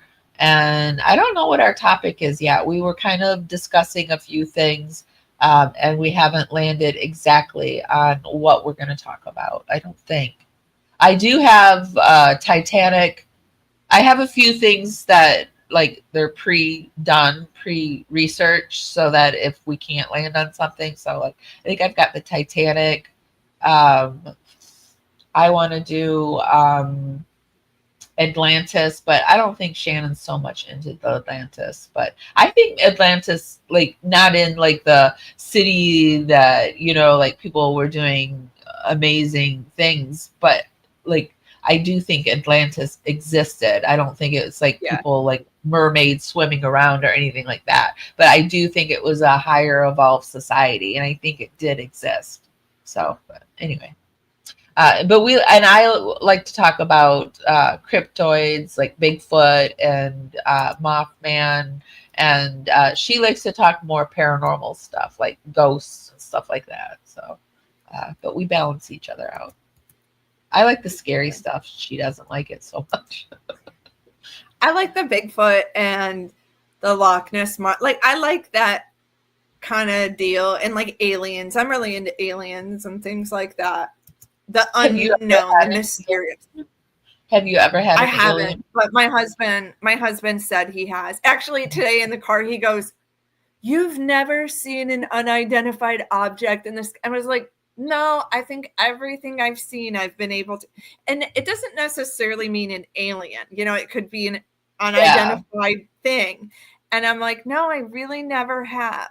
But he did in college. And it was funny because him and his friend who saw this thing, we were at dinner one night, and the friend is like, oh no, we were just drinking too much. Like the real story started to come out. And then I told my husband, I'm like, I'm not sure you really saw a UFO. He's like, it was real. So, but that would be a fun. In sightings, there's usually always someone who just doesn't want to talk about it, and they like pretend like it didn't happen. And then there's usually always, if it's a group sighting, and then there's always the other person that's like, no, it happened, I swear. Yeah. So I mean that's another phenomenon. The friend remembered, apparently, like they were driving along the road. This is going to sound crazy, but like, those street lights every so often, apparently they started like popping, boom, boom, boom. And then they like saw something fly. And so I'm like, yeah, that's pretty weird, but I don't know. That could be a cryptoid though. That doesn't necessarily have to be a UFO. Yeah. Weird shit like that happens around those things. I don't know. I think the government's been doing stuff, creating. I think that our government is doing stuff. So, yeah, all those drones in New Jersey, we don't know what's going on. Like that's a whole nother. I had a weird UFO thing that happened, but it's a long story. We're gonna have to do an episode on that. Yeah. I've talked about it on my show, but it's been a long time since I've talked about it. And I even had somebody from MUFON on once, and I was telling her about it. And she was like, have you ever had have you ever been hypnotized? And I was like, no, and I don't want to. And she's like, oh, but you should. I'm like, no, I really don't want to. If something happened, I do not want to know. I just don't want to know. She's like, you really should. No, no. But I am in the National UFO Museum in Roswell. Ooh, that's cool. Not really. Ron, you're late. Ron's like, what's the topic tonight? We're actually like just wrapping it up. The topic is Ron's late. Damn it, Ron, you didn't get the notification. I don't know who Ron is. Actually, like everyone in our chat is so cool. So if you guys, any of my subs who don't follow Amy, please run over there. We're trying to get her to 7K. And I'm trying to get, I'm trying to get to 5K now. But we got to have a little party when Amy gets to 7. Get you a 7 balloon.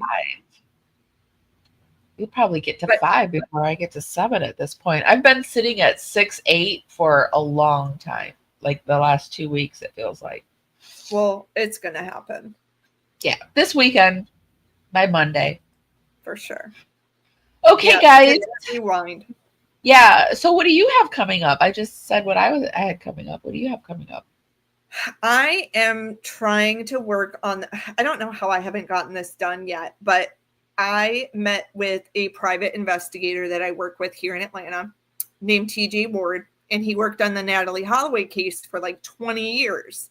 And I went over to his house, and he has this voice analysis where you take anyone's voice and put it in there, and you can tell like deception, you can tell lies, you can tell nervousness. So I took Chris Watts's porch interview, and then I took his interview from when he was in Wisconsin and had already confessed, and just kind of did a comparison. And I need to edit this video together, but it was really, I did a little bit of live because I was so shocked at the results that I went live for a little teaser. But I really need to I need to do that tomorrow. I need to spend time editing that together. But it is really shocking, you guys, the technology this thing has.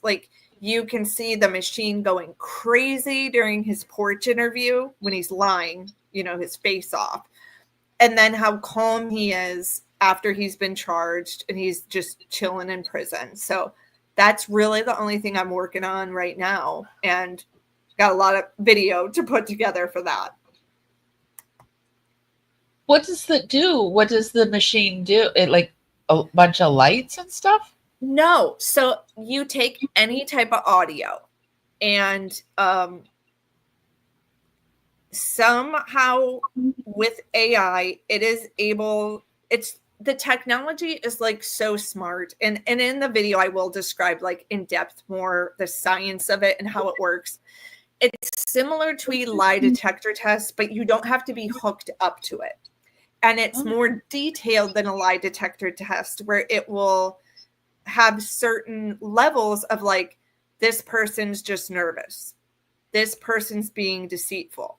This person's being truthful. This person's excited. So it can also kind of predict too and know when you're trying to think of a lie, which this technology is super cool. And TJ, the gentleman I team with, he's trying to get this in more police departments, but it's not something he's just going to hand over. You know, he bought kind of like voice recognition, but a little more advanced. And if you want to read about it, his website, just Google TJ Ward and his website will pop up and he'll look familiar. You're going to be like, oh yeah, that's the guy from the Natalie Holloway thing. So TJ owns the rights to this device, and he wants to start working with law enforcement agencies to, for example, if they could have used this machine on Chris right away, they would have known, okay, Chris did it. What's his name? TJ what? TJ Ward. Are you Googling him? He's got white hair. You'll recognize. Suspenders, always wears a bow tie. Oh, yeah. Hold on. I'm getting it up. Yeah, he's trying to get this in the hands of, that's him, other agencies, because this can kind of fast track a case. Yeah, ask Mike about it, Olga. Olga's husband is in the sheriff's office. So, like, for example, if Olga's husband is investigating a case and we have an audio clip of someone saying, I don't have anything to do with it, like Chris went and did that interview, we can run it through the analysis right away and know he's being deceitful, he's telling the truth, and then we kind of know what direction to be moving in faster, if that makes sense, instead of wasting our time, playing games.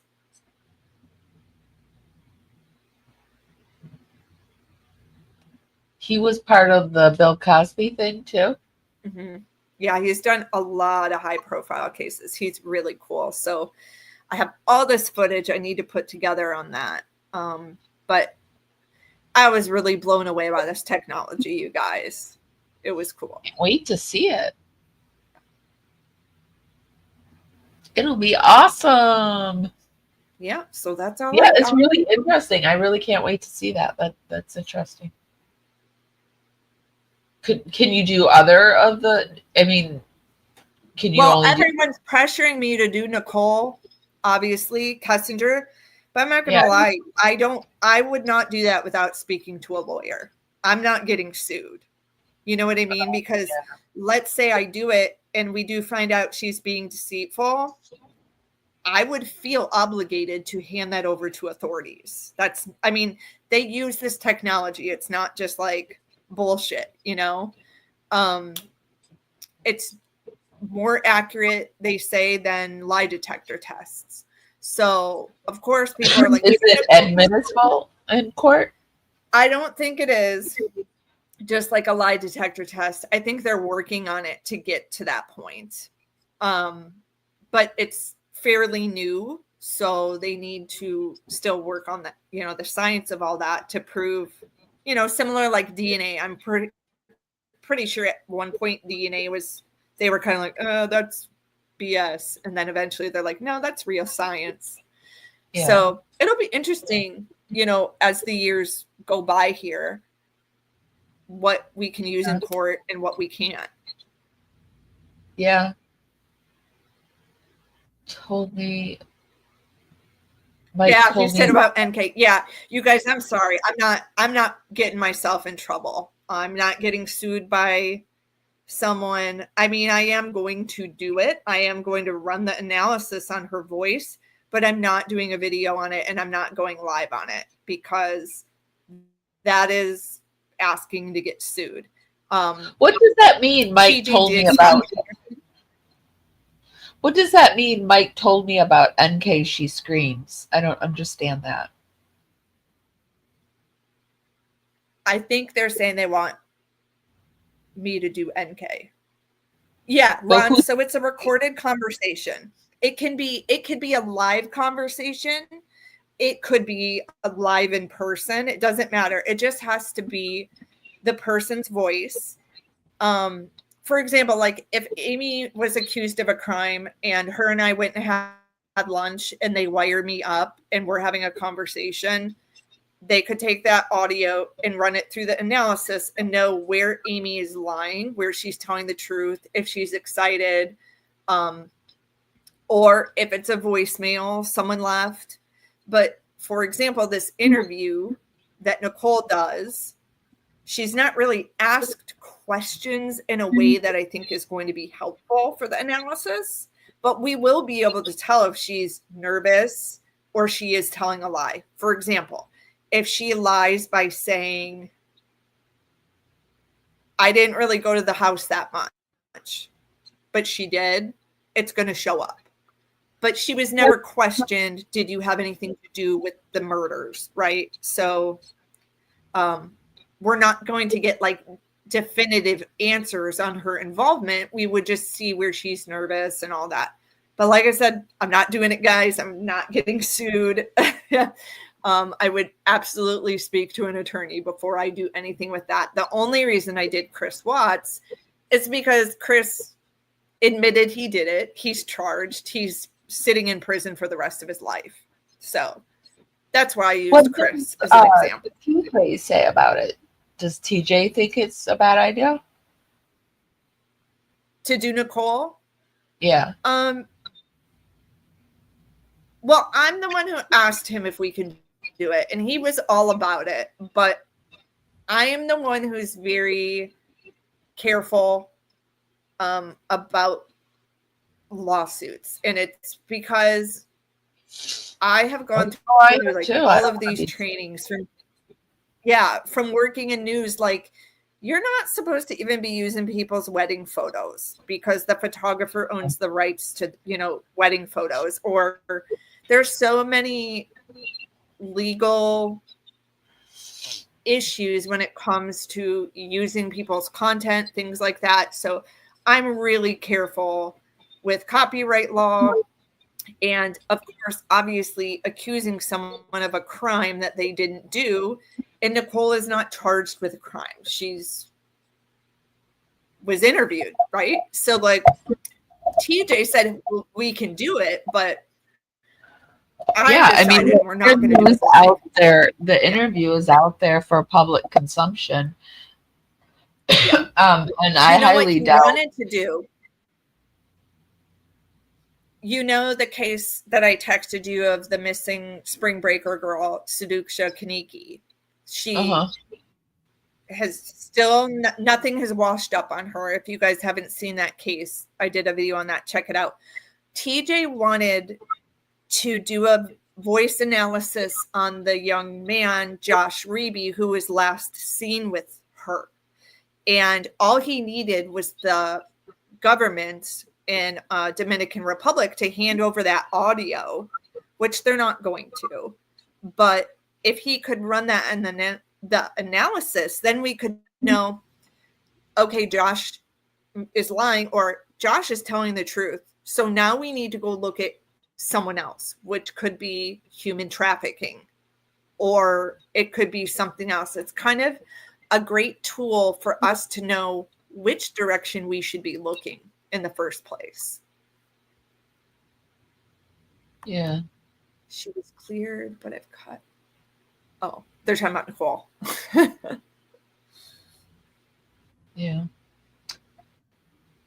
Okay, well, that's interesting. I can't wait to see more of it. For sure. Okay. All right, guys, I'm going to go. My subs, please go follow Amy. I'm going to jump out so she can do her closing. Okay, bye, Jen. Bye. Okay, guys. Ooh, that always is just too big. Like, it's too much of me.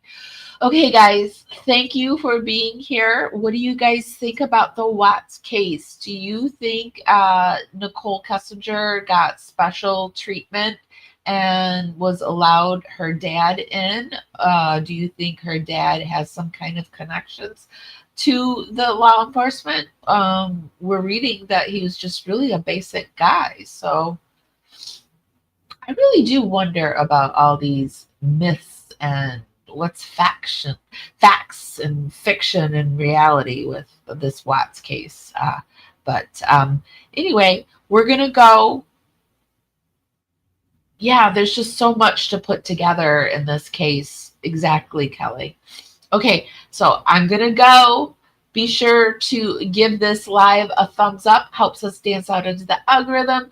Party out there. Bring more people back to the party. It's just a free way to help me out.